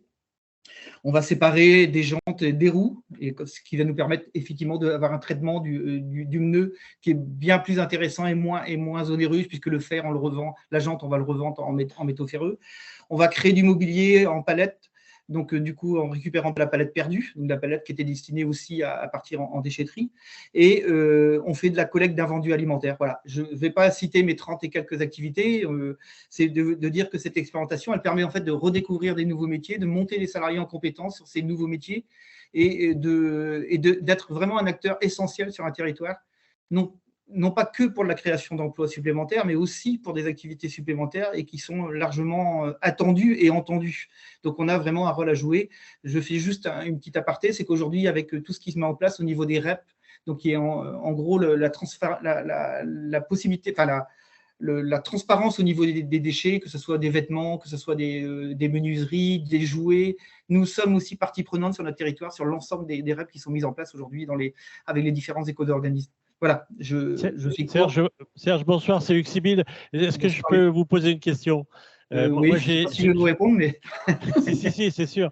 Donc, moi, j'ai vraiment le plaisir de suivre Territoire Zéro Chômeur, d'être au conseil d'administration. Il y a une chose qui est très frappante dans l'expérience Territoire Zéro Chômeur, c'est qu'on est sur des petits territoires, puisqu'a priori, c'est de l'ordre de 5000 habitants. Il y a le principe d'exhaustivité, c'est-à-dire qu'on doit connaître tous les chômeurs de longue durée de son territoire. Et ce qu'on va construire, c'est quand même une différence avec une entreprise d'insertion classique. C'est-à-dire qu'on va le construire avec eux. Ça rejoint ce qui est dans ce qui a été dit là dans le rapport du labo. Est-ce que vous pouvez en dire quelques mots? Comment, dès le départ, en fait, vous êtes en contact avec ces chômeurs et comment ils vont être vraiment partie prenante du projet Territoire Zéro Chômeur et de l'entreprise à but d'emploi elle-même? Alors, l'entreprise à but d'emploi est une entreprise en fait qui ne recrute pas, c'est-à-dire qu'elle va ouvrir ses portes pour toutes les personnes volontaires privées d'emploi depuis 1 an sur un territoire et donc elle rentre. Nous, c'est pas le travail qu'on fait, c'est mené par un comité local, un CLE, on appelle ça vulgairement le CLE, et le CLE a comme action principale, c'est d'aller repérer les personnes effectivement privés d'emploi sur un territoire, et donc c'est leur job, ils le font très bien et au quotidien, et ensuite, en fonction du projet professionnel de la personne, voire de la demande de la personne, ils vont orienter vers le BE ou vers d'autres structures, que ce soit des structures d'insertion, que ce soit du monde classique de l'emploi. Mais donc nous, on va recevoir ces personnes-là. Ensuite, on va rencontrer ces personnes-là qui arrivent, qu'on ne connaît pas, et on va identifier avec eux ce qu'elles savent faire, ce qu'elles ont déjà comme difficulté à faire des choses, puisque depuis 6 ans, on a des activités qui existent. Donc voilà, soit on essaie de voir si elles sont en capacité à pouvoir rentrer dans ces activités, soit de voir si effectivement elles ont des compétences qui pourraient amener soit à développer une nouvelle activité, soit à venir sur une activité existante et de permettre de pouvoir la pérenniser. Donc voilà, donc c'est un choix en fait, qu'on fait dans les EBE, mais je crois que dans tous les EBE sur le territoire national, c'est la même chose. C'est-à-dire de permettre à des salariés d'abord de repérer ce dont ils sont capables de faire, et aussi ceux qui ne savent pas faire et de pouvoir le dire. On a des salariés, nous, clairement, qui nous disent ce qu'ils ne peuvent pas faire. Et ils sont pas, du coup, on les prive pas de l'entrée, on les prive du coup de ce qu'ils veulent pas faire ou de ce qu'ils peuvent pas faire. Et ensuite, on va travailler avec eux, effectivement, à les professionnaliser sur le choix qu'ils ont, sur l'activité ou le métier qu'ils sont en train de construire avec eux. Et on travaille notamment avec des partenaires autour de nous, puisqu'on pense aussi que le BE n'est pas que un endroit où on va y rester, faire carrière. On a aussi l'ambition de se dire que le BE va servir à des personnes privées d'emploi qui, à un moment, vont passer par le BE et qui vont pouvoir ressortir vers le monde extérieur. Aujourd'hui, par exemple, depuis 2017, nous avons sorti 18 salariés sont sortis en CDI sur de l'emploi local sur notre territoire. Donc voilà, on peut s'en féliciter. C'est pas du tout sur le même niveau que les structures d'insertion qui effectivement appellent ça mettent ça sur le côté des sorties positives. C'est pas on n'a pas à rendre compte de ces sorties, mais on est très fiers de se dire qu'à un moment donné, l'exhaustivité sur un territoire, elle se joue avec le BE, mais elle se joue aussi avec des acteurs locaux et des entreprises locales qui du coup viennent se servir, comme on dit, d'un vivier qu'elles ont près de leur porte et viennent regarder ce qui est possible de faire ensemble. Et on adapte les postes dans les entreprises où elles y vont et on adapte les postes évidemment en interne pour pouvoir répondre aux demandes. Donc voilà, je ne sais pas, Luc, si je réponds à la question, mais c'était ce que j'avais envie. Très bien. Et ben, je me tourne vers Noëlla, Noëlla qui est salariée de l'EBE. Donc vous avez rejoint l'expérimentation dès le début. Vous connaissez très bien du coup l'expérimentation, l'EBE. Est-ce que vous pouvez nous dire ce que ça vous a apporté d'intégrer ce projet et d'y contribuer? Ben moi, ça m'a apporté un salaire déjà. J'aurais pas pu trouver un travail à l'extérieur puisque j'ai jamais travaillé. Donc, j'ai pas de diplôme. Et j'avais 49 ans quand je suis arrivée. Et donc c'était très difficile de trouver un emploi, sachant que faut sortir du local, il faut faire plus de 30 km pour trouver un travail, mais il faut avoir financièrement de l'argent pour pouvoir bouger, trouver un travail. Donc, du coup, quand l'entreprise est arrivée, je me suis inscrite tout de suite. Enfin, je ne me suis pas inscrite. C'est même monsieur le maire qui nous a envoyé une petite lettre pour dire que le BE allait ouvrir. Et j'ai attendu 4 mois pour y rentrer. Hein. J'étais très pressée d'y rentrer. Et depuis que je suis rentrée, ça m'a apporté, donc, je vous ai dit, un CDI directement. J'ai appris à me connaître. Je ne savais pas ce que je savais faire, puisque j'ai élevé que 6 enfants. Donc, du coup, je ne savais pas ce que je devais faire. Et du coup, sur les 30 activités, mais je pense 40 même, j'ai appris à tout faire. Je suis vraiment polyvalente. Je suis à 35 heures et j'adore travailler dans l'entreprise, puisqu'on est justement à faire beaucoup d'activités dans une journée.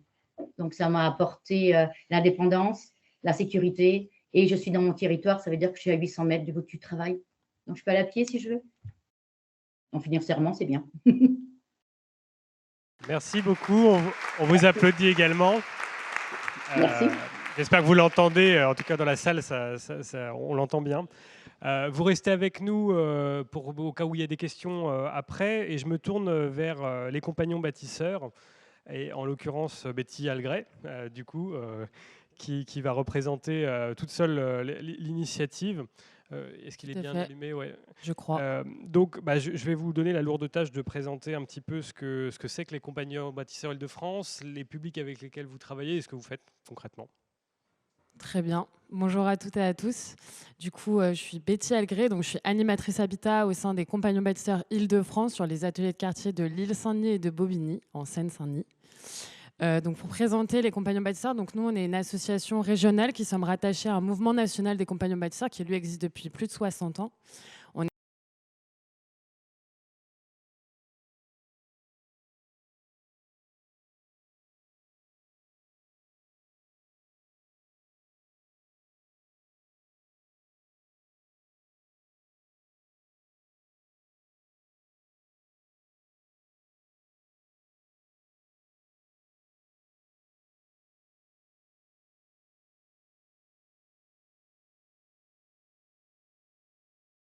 On est une association qui lutte contre le mal logement et on s'inscrit dans une démarche d'éducation populaire. On développe à l'association la philosophie, enfin on a développé il y a moult années, la philosophie de l'auto-réhabilitation accompagnée. Donc voilà, c'est un peu un mot un peu barbare, mais je vais un peu vous expliquer ce que ça veut dire. Enfin, barbare, c'est un grand mot, mais enfin, la réhabilitation, du coup, c'est l'objectif, enfin, c'est ce vers quoi on va, que la personne se réapproprie son espace, son logement. Accompagner, donc c'est ce qu'on propose à l'association, un accompagnement socio-technique des familles pour pouvoir mener à bien la réhabilitation de leur logement. Et auto, vraiment, c'est l'idée de mettre l'habitant au centre du projet, que ce soit de l'initiative du projet à la réalisation de ce dernier. Et donc pour mettre, pour mettre en place, pour développer cette philosophie, on a 4 actions à l'association qui sont donc le chantier d'autoréhabilitation accompagnée. Donc on va chez la personne vient nous voir et elle nous dit j'aimerais bien faire un chantier chez moi, comment faire? Donc on lui propose un accompagnement socio-technique, donc on va chez elle, on agit sur 1 à 2 pièces maximum et on l'aide concrètement à faire le chantier chez elle. Donc c'est intéressant parce que du coup elle prend confiance en elle. Bon, j'aurai l'occasion d'en reparler tout à l'heure, mais on voit une vraie différence entre le début d'un chantier et la fin d'un chantier chez nous. Il y a le dépannage pédagogique qui est une courte intervention d'une demi-journée maximum où on vient aider une personne à changer un joint, faire vraiment des choses très concrètes. L'idée, c'est toujours de faire avec l'habitant, vraiment de lui qu'il puisse acquérir des savoir-faire qu'il pourra aussi faire chez un voisin, un ami, sur une autre pièce de son logement également. On mène aussi des animations collectives, donc sur le bricolage et puis même plus largement sur l'habitat. Et puis également, on fait du prêt d'outils gratuit. Donc tous les habitants peuvent venir, des ateliers sur lesquels on intervient, peuvent venir emprunter gratuitement des outils. Voilà. Aujourd'hui, en Ile-de-France, on a 12 ateliers de quartier, dont plus de 6 en Seine-Saint-Denis. Et on a également 4 bricobus, donc 4 ateliers mobiles, donc des camions qui sont mobiles, où on propose ces différentes actions. Concrètement, du coup, sur les profils des personnes qu'on accompagne, nous on accompagne on intervient sur du parc social et du parc privé. Parc social, donc en logement social, et parc privé plutôt sur de la copropriété dégradée, donc sur des parcs en difficulté, qui font l'objet souvent de gros programmes de renouvellement urbain, par exemple. Et nous, on constate avec mes collègues sur le terrain, parce que moi, je travaille quotidiennement sur le terrain, qu'on accompagne, que l'action résonne tout particulièrement auprès des femmes de tout âge. Par exemple, moi, à Bobigny, où je travaille, tous les jours, je croise Ghislaine, Janine, Micheline, Maggie et bien d'autres personnes qui viennent participer et vraiment faire fonctionner l'atelier de quartier au quotidien. Évidemment, on a une vocation éminemment sociale aux compagnons bâtisseurs, donc on priorise les ménages qui ont des situations sociales assez urgentes et dont les conditions d'habitat sont alarmantes. Tous les chantiers qu'on réalise sont précédés d'une visite sociotechnique. Donc moi, je suis en binôme avec un professionnel du bâtiment qui va venir du coup diagnostiquer le logement de la personne pour voir si l'intervention est prioritaire ou non par rapport à d'autres. Et c'est aussi l'occasion de faire un petit diagnostic du logement pour savoir si la personne rencontre des problématiques de précarité énergétique, c'est d'actualité, mais également des problématiques liées à la qualité de l'air intérieur, des problèmes d'aération, pour pouvoir alerter le bailleur social ou d'alerter le propriétaire également si on intervient sur de la copropriété. Pour ce qui est de la transition écologique juste, nous on participe de cette transition écologique juste puisqu'on s'inscrit donc dans une démarche d'éducation populaire qui donne donc une place prépondérante à l'habitant et au pouvoir d'agir de ce dernier. Très concrètement, donc je vous disais que j'allais revenir très concrètement. Moi à Bobigny l'année dernière, donc on a une dame qui est venue nous voir. Elle était très démotivée, elle n'invitait plus personne chez elle. Elle n'ouvrait vraiment plus les portes de chez elle parce qu'elle avait des gros problèmes d'humidité dans son logement. Et du coup, on a vu une vraie différence. Donc, elle est venue nous voir pour qu'on puisse réaliser un chantier d'autoréhabilitation chez elle. Et on a vu une vraie différence avec mon collègue entre le début et la fin, parce que du coup, on l'a aidé à alerter le bailleur sur la question. On lui a appris à faire de la toile de verre, de la peinture. Donc, elle a appris à prendre en main les outils et à agir en fait sur son logement.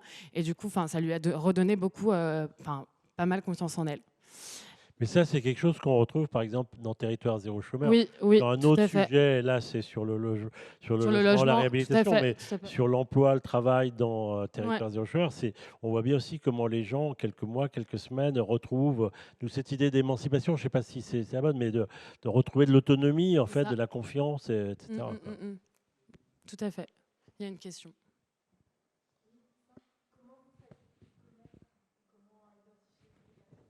Je relais la question pour ceux qui sont à distance. C'est comment vous faites connaître et comment vous trouvez les personnes? Comment on se fait connaître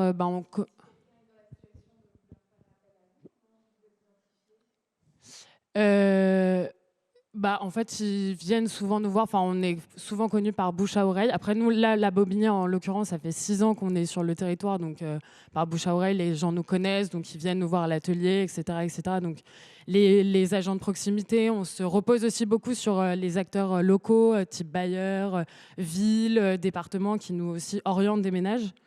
Voilà, plutôt. Voilà. Pas d'autres mains levées? Pas forcément terminé, mais... Vous voulez rajouter quelque chose?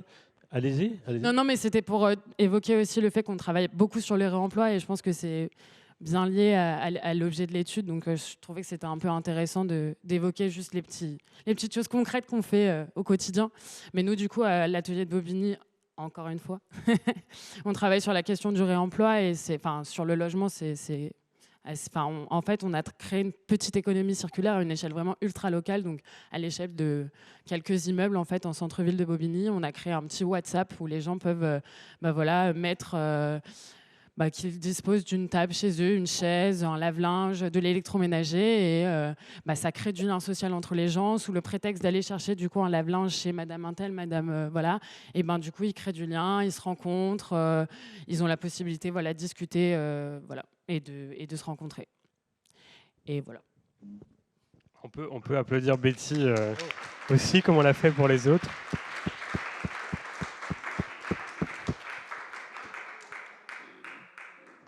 C'est vrai, ce qu'on a bien vu, c'est que les ateliers de quartier aussi, c'est des lieux de convivialité. On a été reçus avec thé, café, biscuits et compagnie, avec des grands canapés, etc. C'est ça. Donc, Ouais.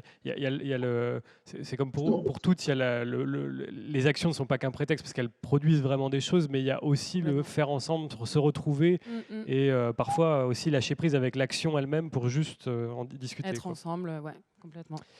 Et du coup, je me tourne vers la 4e initiative à distance, Stéphanie Debord, qui est directrice adjointe de la Table des Matières. Même exercice que Betty, nous présente un petit peu ce que c'est que la Table des Matières, ce que vous faites, en quoi vous contribuez à rendre la culture à la fois plus accessible et plus vertueuse environnementalement. Et puis, même dans la foulée aussi, nous parler de l'accompagnement professionnel que vous menez aussi à l'intérieur de l'initiative. Très bien. Alors, je vais tout d'abord vous présenter rapidement la structure. Donc, la Table des Matières est une association qui est née en 2015 et qui a ouvert ses portes en 2016 au 51 rue de l'Abbé Carton à Paris, donc dans le 14e. C'est une initiative parisienne. Alors, elle dispose d'un local ouvert sur rue de 65 mètres carrés, d'un sous-sol de 25 mètres carrés qui sert d'espace de stockage. La Table des Matières est composée d'une équipe de 4 salariés, ce qui représente 3 équivalents temps plein et d'un service civique. Et on fonctionne également avec des bénévoles réguliers et on compte une centaine d'adhérents. Voilà, donc la structure est ouverte au public du mardi au vendredi de 13h à 19h et le samedi à partir de 14h. Son objectif est de démocratiser la culture en s'engageant dans une démarche écologique, solidaire et sociale. Voilà, bon, pour la présentation rapide. Ensuite, ce qui nous distingue des ressourceries classiques dites généralistes, dans lesquelles on va trouver aussi bien des meubles que de la vaisselle, des petits objets ou des vêtements, c'est que nous, on est centré exclusivement sur les produits culturels. Donc, on s'intéresse aux livres, aux CD, aux DVD, aux vinyles et aussi à la marge aux instruments de musique, aux appareils photo et au matériel hi-fi en fonction de ce que les gens viennent nous déposer. Alors, donc, comme toute ressourcerie, nous, on fonctionne uniquement avec des dons qui nous sont cédés pour l'essentiel par des particuliers qui viennent nous les déposer donc, en boutique ou que nous allons collecter à leur domicile.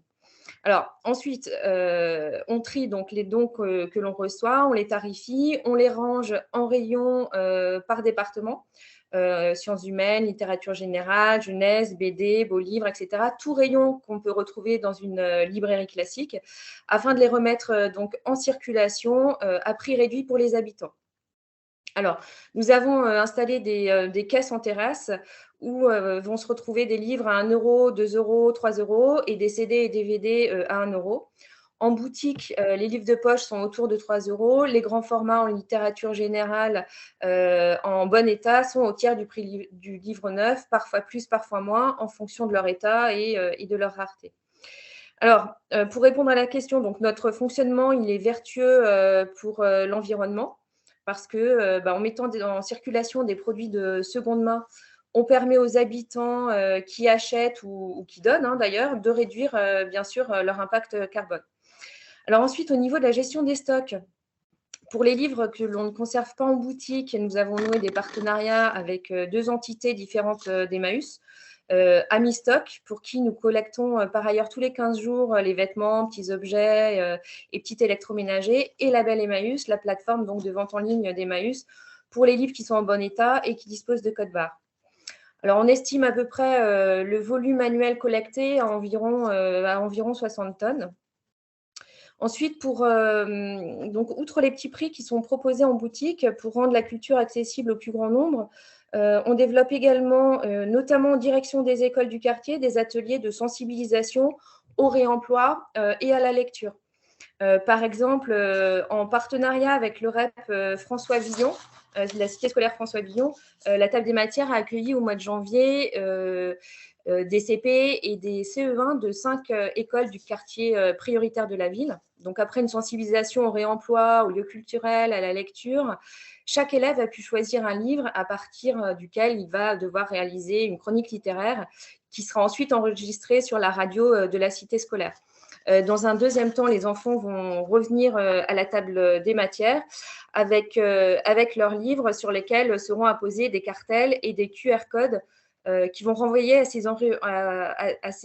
aux enregistrements. Pardon.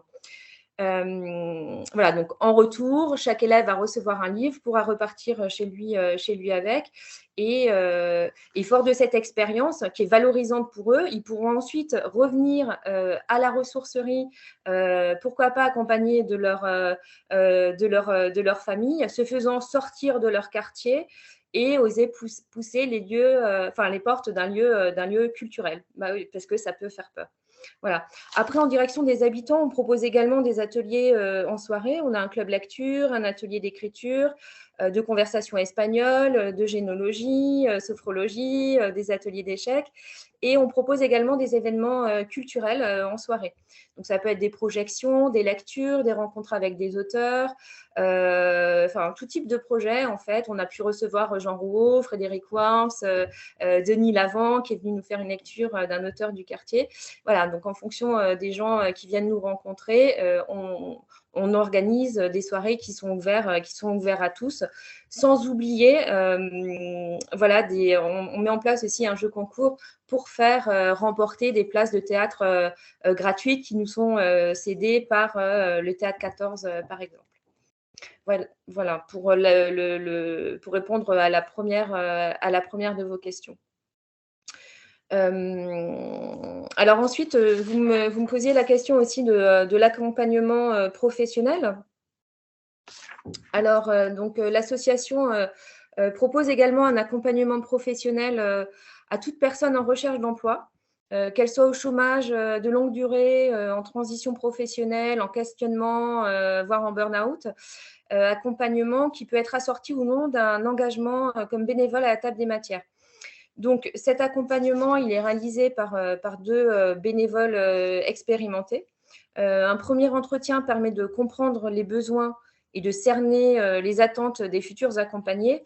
L'idée étant d'aider ces personnes à formuler et à construire un projet professionnel, tout en bénéficiant d'écoute et d'empathie, d'explorer les axes possibles de développement professionnel en capitalisant sur leurs compétences et leurs motivations, optimiser leur pratique de recherche d'emploi à à travers la réalisation de CV, de lettres de motivation et de préparation aux entretiens d'embauche.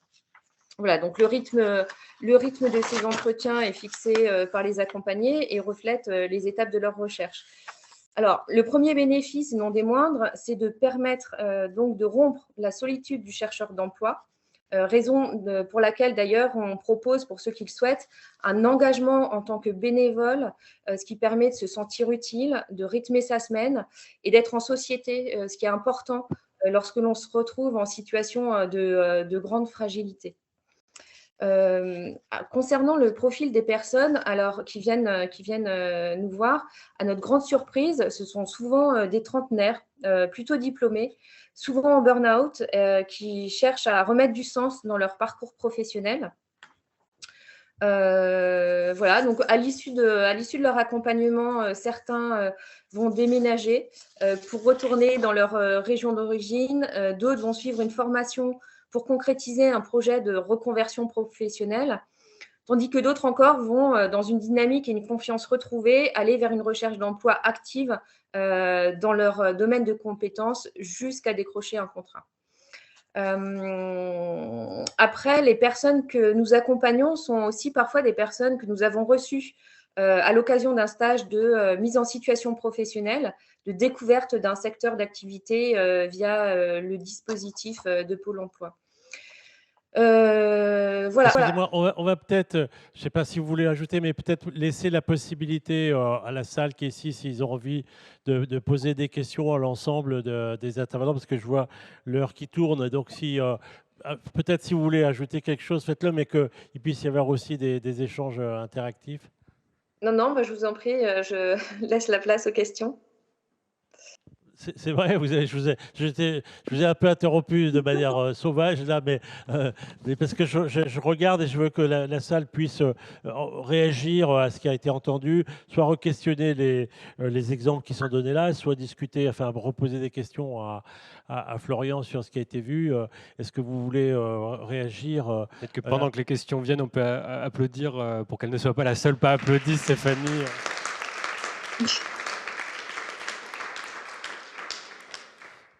Pendant que peut-être une main se lève, moi je voudrais me tourner vers Florian pour lui dire que d'abord, quand on écoute les 4 expériences, finalement, cette notion d'éducation populaire, elle est déjà totalement là. C'est-à-dire qu'on voit bien qu'il y a de la formation, de la sensibilisation, des échanges, des choses. Donc, ce n'est pas un supplément. Finalement, c'est fait déjà partie de ça. Mais la question que je voudrais vous poser, c'est dans le rapport, en fait, à un moment, vous dites que finalement, il y a des idées, des intuitions de ce que l'ESS peut faire sur la transition juste, que repèrent des entreprises plus classiques. On le voit très bien sur le réemploi, les circuits courts, etc. Et puis finalement, bon, il repère ces idées-là et puis il les récupère. Peut-être que le mot, je ne sais pas si c'est le bon, mais voilà. Est-ce que vous avez constaté ça parce que du coup, quel est le modèle économique des structures qu'on voit là? C'est-à-dire comment est-ce qu'elles font pour fonctionner? Territoire zéro chômeur, je sais comment ça marche parce que là, il y a de l'argent de l'État de manière importante, etc. Mais pour le reste, est-ce qu'il n'y a pas un risque que finalement l'ESS invente et puis si on voit que c'est intéressant et qu'il y a des choses à faire pour des entreprises plus classiques, elles arrivent et puis ne reste à l'ESS que la partie difficile économiquement, quoi. C'est une question que je vous pose parce que vous en parlez dans le rapport. Je pense que les initiatives aussi pourront donner leur avis parce que c'est elles qui le vivent. On n'a pas fait l'étude sur cet angle-là, mais c'est vrai que ce qu'on peut observer de façon générale dans cette étude ou une autre, c'est qu'on a une concurrence de plus en plus accrue sur les questions écologiques, y compris sur les fameux secteurs où l'ESS était pionnière, parce que jusque-là, ils étaient considérés comme non rentables et non valorisables, et qu'aujourd'hui, avec la pression sociale autour de ces enjeux écologiques, de plus en plus d'entreprises s'y précipitent. Y compris, c'est une bonne chose, mais c'est vrai que je pense que l'ESS a comme enjeu de savoir bien valoriser ce qu'elle fait, y compris dans la diversité des impacts qu'elle propose. Là, j'avais donné pour consigne, et vous pouvez témoigner qu'ils l'ont pris en compte, de citer un peu des chiffres aussi pour qu'on se rende compte des ordres de grandeur. Quand moi j'y suis allé, donc j'ai pu voir, mais vous pas forcément. Mais je pense que tout ce qu'on a pu voir dans les discours qui ont été faits, c'est que ces initiatives, elles apportent des chiffres en termes de production, de réemploi, etc., de tonnes. Voilà. Mais ce qu'elles produisent, en fait, c'est inestimable. Ça va bien au-delà. Et il y a quand même cet enjeu de le valoriser pour montrer qu'elles ont du supplément dans leur action que, je pense, les entreprises capitalistiques classiques n'ont pas forcément, parce que ce n'est pas leur modèle. Enfin, ça va être un débat quand même devant nous. On va prendre encore une ou deux questions, puis Pascal va venir pour une partie sur les propositions qu'on essaye de dégager dans ce travail. Oui ? Oui, on va vous donner un micro. Je dis, il sait tout faire, Florian. Bonjour, Antonin Grégorio, je suis directeur général de Territoire Zéro Chômeur de longue durée, justement. Et je salue les copains de Pipriac Saint-Ganton, Serge et Noëlla. Merci pour vos interventions toujours pertinentes. Peut-être simplement, moi j'avais envie de vous interroger, vous qui êtes sur le terrain, c'est qu'est-ce que vous en pensez de cette notion de transition écologique juste, ce qu'on a écrit dans ce rapport quand même, et cette définition, vous, vu du terrain. Voilà, donc la question s'adresse un peu à tous là autour de l'écran. Et j'ajouterais juste un commentaire. Je pense que c'est un très beau travail qui est fait là, auquel on a participé. C'est d'ailleurs quel type de diffusion on fera auprès du décideur public de ce genre de travaux, parce que c'est un vrai sujet. Et alors, il ne s'agit pas juste de l'envoyer, parce qu'après, ça finit en général à la poubelle du Parlement, mais il faut arriver peut-être à mon avis à en instruire quelque chose. C'est un très beau travail qui a été fait. Bravo Florian et toutes les équipes. Et j'ajouterais autre chose qui n'est pas dans ce rapport et dans cette étude, mais qui mériterait d'être encore plus exploité. C'est en lien avec le premier graphique que tu montrais, c'est quand même la question de la fiscalité. Je veux dire, aujourd'hui, quand on voit la question de la question du patrimoine, la fiscalité applicable aux entreprises, aux personnes, et notamment sur la fiscalité des entreprises, je parlais de l'ESS, comment on ne pique pas après, la bonne équipe et qu'on garde les trucs, c'est la question de la fiscalité et qu'est-ce qu'on pourra faire sur ces aspects. Je sais qu'on avait réfléchi, déjà discuté, et que dans les prochains projets de loi de finances, je pense qu'il y a des choses à pousser, et c'est un élément majeur, un peu aride, j'en conviens, mais essentiel. Voilà. Tu dis ça, tu es pas loin d'un ancien ministre de l'économie et des finances, donc il faudra en discuter avec lui à la sortie, sauf si Christian, tu as envie peut-être de réagir.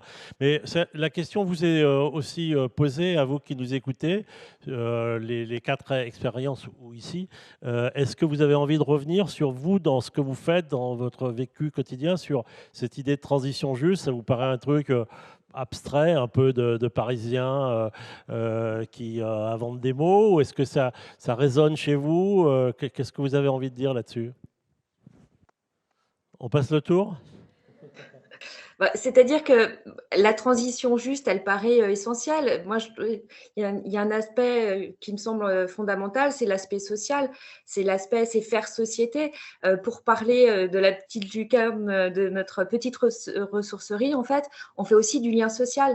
On est vraiment à la conjonction entre l'écologie, entre la culture et entre le social. Et on a besoin de petits lieux comme ça, qui sont aussi des petites boîtes à idées où les habitants vont échanger entre eux, où les gens vont se rendre des menus services, tout en s'inscrivant dans une démarche solidaire, responsable, sociale, etc.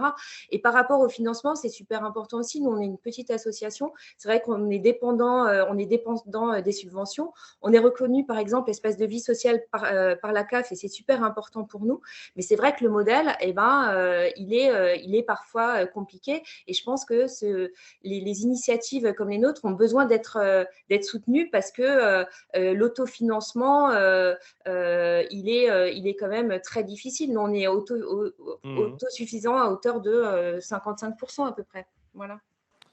Ok, merci beaucoup. Je pense qu'on va, Pascal, si tu veux bien, rentrer dans la dernière phase. Donc, merci beaucoup. Merci aux intervenants. Merci. Merci à Florian. Le temps qu'on s'installe, il y a une question sur l'aspect valorisation de ce travail. Franchement, ça va faire la transition avec ce que Pascal peut dire, mais on a un gros boulot, quoi.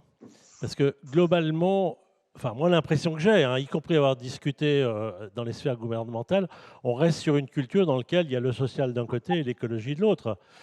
Comme avant, il y avait le social d'un côté et l'économie de l'autre. C'est-à-dire, faites-moi de la bonne économie, puis je ferai de la bonne redistribution sociale.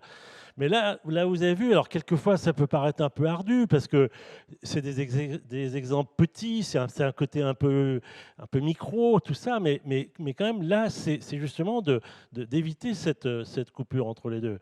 Et aujourd'hui, moi, l'impression que j'ai, c'est que quand on parle transition de la part des politiques publiques, c'est d'abord de la transition macroécologique. écologique, c'est-à-dire des grandes mesures. Enfin, c'est la voiture électrique, quoi. C'est-à-dire, qu'est-ce qu'un gouvernement réfléchit, c'est la voiture électrique. Puis par ailleurs, il peut dire, il y a des questions sociales, comment je fais pour que, etc. Mais essayer d'être au cœur il y avait un tableau de Florian que je trouve très intéressant, le côté acteur, enfin, avec ou subissant les enjeux écologiques.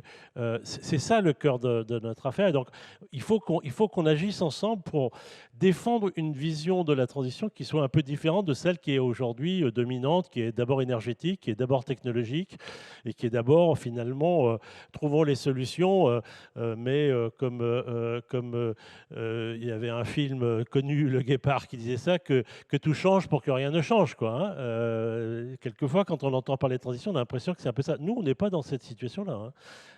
Alors Pascal, donc peut-être d'abord de réagir sur ce que tu as entendu, si tu veux, et puis dire un peu quelles sont dans le travail qu'on a fait, les idées, les orientations de ce qu'on pourrait proposer, notamment au pouvoir public, mais pas que, c'est-à-dire à l'ensemble de la société. Ce qui me paraît très fort dans le travail qui a été conduit par les uns et les autres, et que l'on retrouve dans la rencontre avec ce qui se construit dans ces quatre lieux un peu partout dans le pays, c'est qu'au fond, on a là des choses qui, je trouve, font système. Alors, pas au sens du dogme, pas au sens de l'uniformité, parce qu'au contraire, la diversité fait partie de la richesse de toutes ces constructions-là. Mais c'est qu'au fond, il y a là quelque chose qui est fondé sur des rapports indissociablement respectueux de l'humain et de la nature. C'est comme ça que je définirais la transition écologiste juste. C'est à la fois et en même temps, si j'ose dire, quelque chose qui est à la fois des constructions qui sont respectueuses de l'humain et de l'écologie. Et c'est la vocation de ce travail, effectivement, que d'en donner des illustrations, de partir de ce qui se construit et d'en tirer des propositions que vous trouverez dans ce rapport et que j'évoque rapidement parce que vous les avez là et que surtout, je crois que l'important, Florian, c'est que les uns et les autres puissent s'en emparer, les critiquer. Voilà, c'est une façon de lancer la discussion, la réflexion à partir de ce que les uns et les autres dans ce travail ont pu constater. Alors, vous avez là des propositions qui sont dites transversales, c'est au fond des propositions systémiques, mais je voudrais d'emblée insister sur un point. Dans un réflexe très français, nous avons là des propositions qui sont des propositions de politique publique. Mais pour moi, le premier point de politique publique, c'est laisser les vivre. Laisser les gens inventer, travailler, vivre, innover, construire. Je dirais que pour moi, c'est le point 1 de la politique publique qui doit permettre que se développent partout dans le pays ces approches de la transition écologique juste.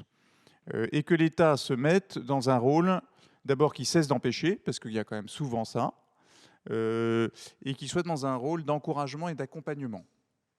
Je dirais que c'est le premier précepte. Alors, une fois qu'on a dit ça, du côté des politiques publiques, parce qu'évidemment, il y a des choses importantes à conduire sur le plan des politiques publiques. Antonin parlait de fiscalité tout à l'heure, mais il en est d'autres. Donc là, vous avez des propositions dites systémiques qui relèvent d'abord, je dirais, d'un bloc de propositions visant à conforter des normes et des moyens financiers de nature à permettre le développement, à favoriser le développement de ces initiatives et de ces expériences, que ce soit dans les normes concernant l'ESS, au plan législatif avec dans la loi relative à l'économie sociale et solidaire, une loi de programmation pour donner les moyens et avec une déclinaison contractuelle de manière à être dans l'approche territoriale et à travers des programmes d'investissement.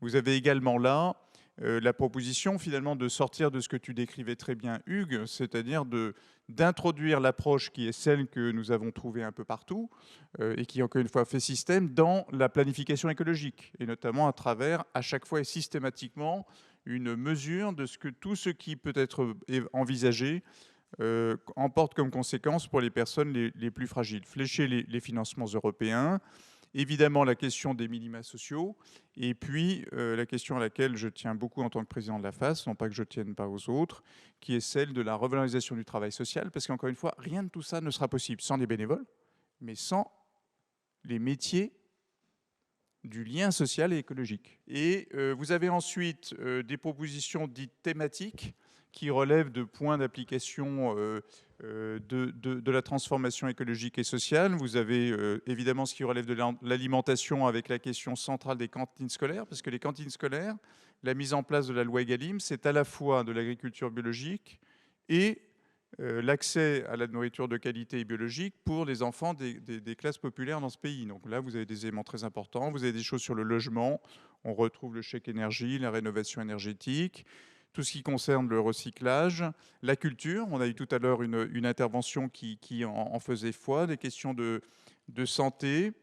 On retrouve également les questions d'emploi, évidemment, à travers l'accès à l'emploi pour les personnes les plus en difficulté par rapport à l'emploi, les plus cassées par la vie dans le rapport à l'emploi, et notamment le soutien à Territoire Zéro Chômeur, dont la face à la chance d'être l'un des cofondateurs avec d'autres, Convergence France, et évidemment tout ce qui concerne l'insertion par l'activité économique, qui doit être accompagné, développé dans ce moment de perspective de plein emploi, mais un plein emploi qui ne sera réellement un plein emploi que si celles et ceux qui sont vraiment en difficulté par rapport à l'emploi sont en situation de construire leur vie au regard de tout cela. Et puis la question des mobilités. Et enfin, une proposition à laquelle moi j'attache beaucoup d'importance parce qu'elle est une illustration de la nécessité dans ce contexte-là, du point de vue des pouvoirs publics, de cibler les soutiens et les aides publiques en direction de celles et ceux qui en ont réellement besoin,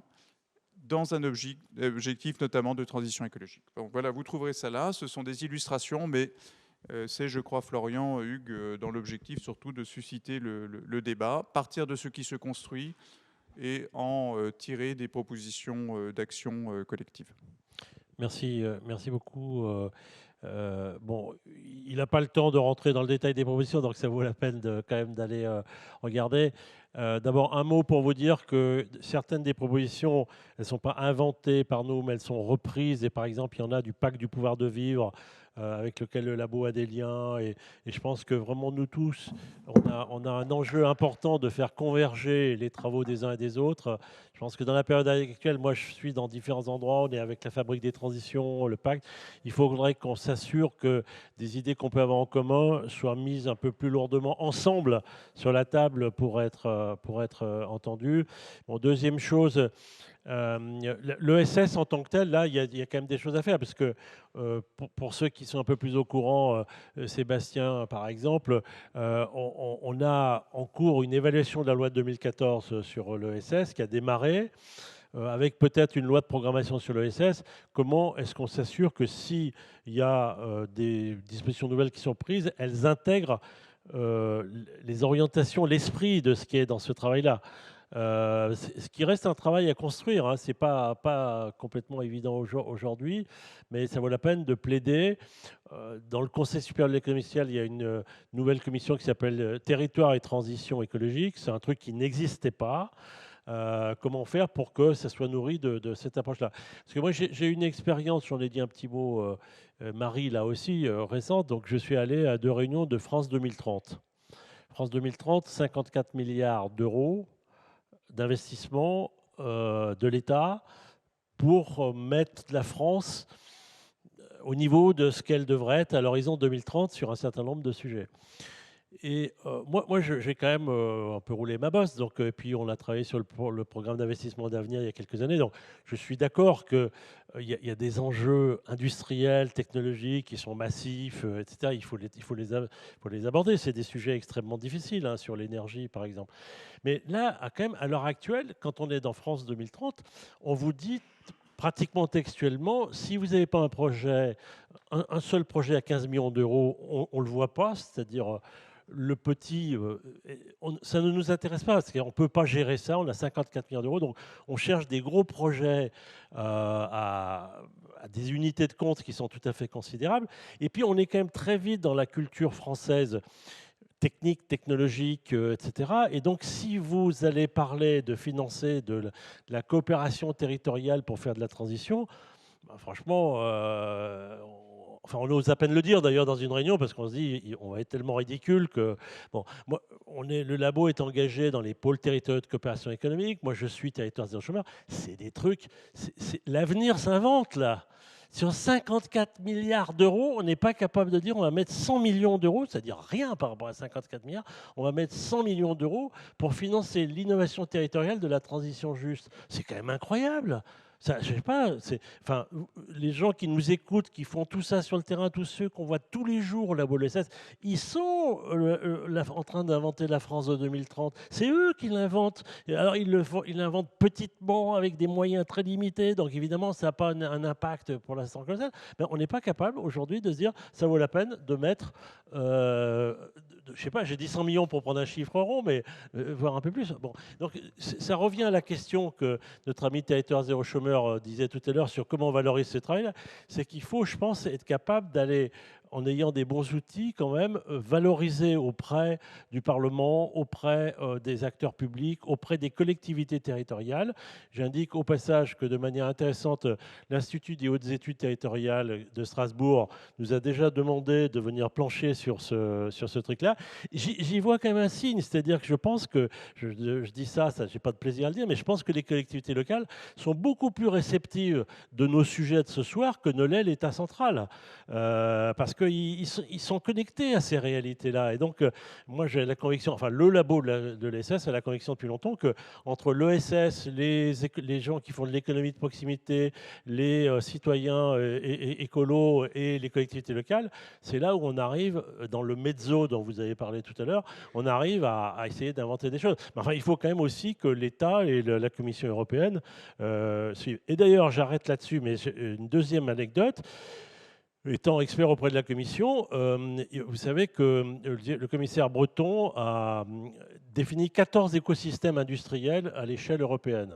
Dans ces 14 écosystèmes, moi j'ai trouvé ça quand même pas rien. Donc il y a l'aéronautique, l'automobile, etc. Il y a un écosystème qui s'appelle économie de proximité, économie sociale. Eh bien, franchement, je trouve que la Commission européenne est en avance sur ces sujets-là. Ils ont défini ce qui s'appelle un chemin de transition. Ils sont en avance par rapport à l'État français dans la manière même de poser les problèmes. On y défend les clusters d'innovation sociale et écologique. Voilà. Bon, donc ça veut dire qu'on a du pain sur la planche pour essayer de faire un peu de plaidoyer à partir de tout ça, d'aller montrer les exemples, d'embarquer les gens sur le terrain pour qu'ils voient ce que c'est, de faire qu'avec les collectivités locales, on progresse.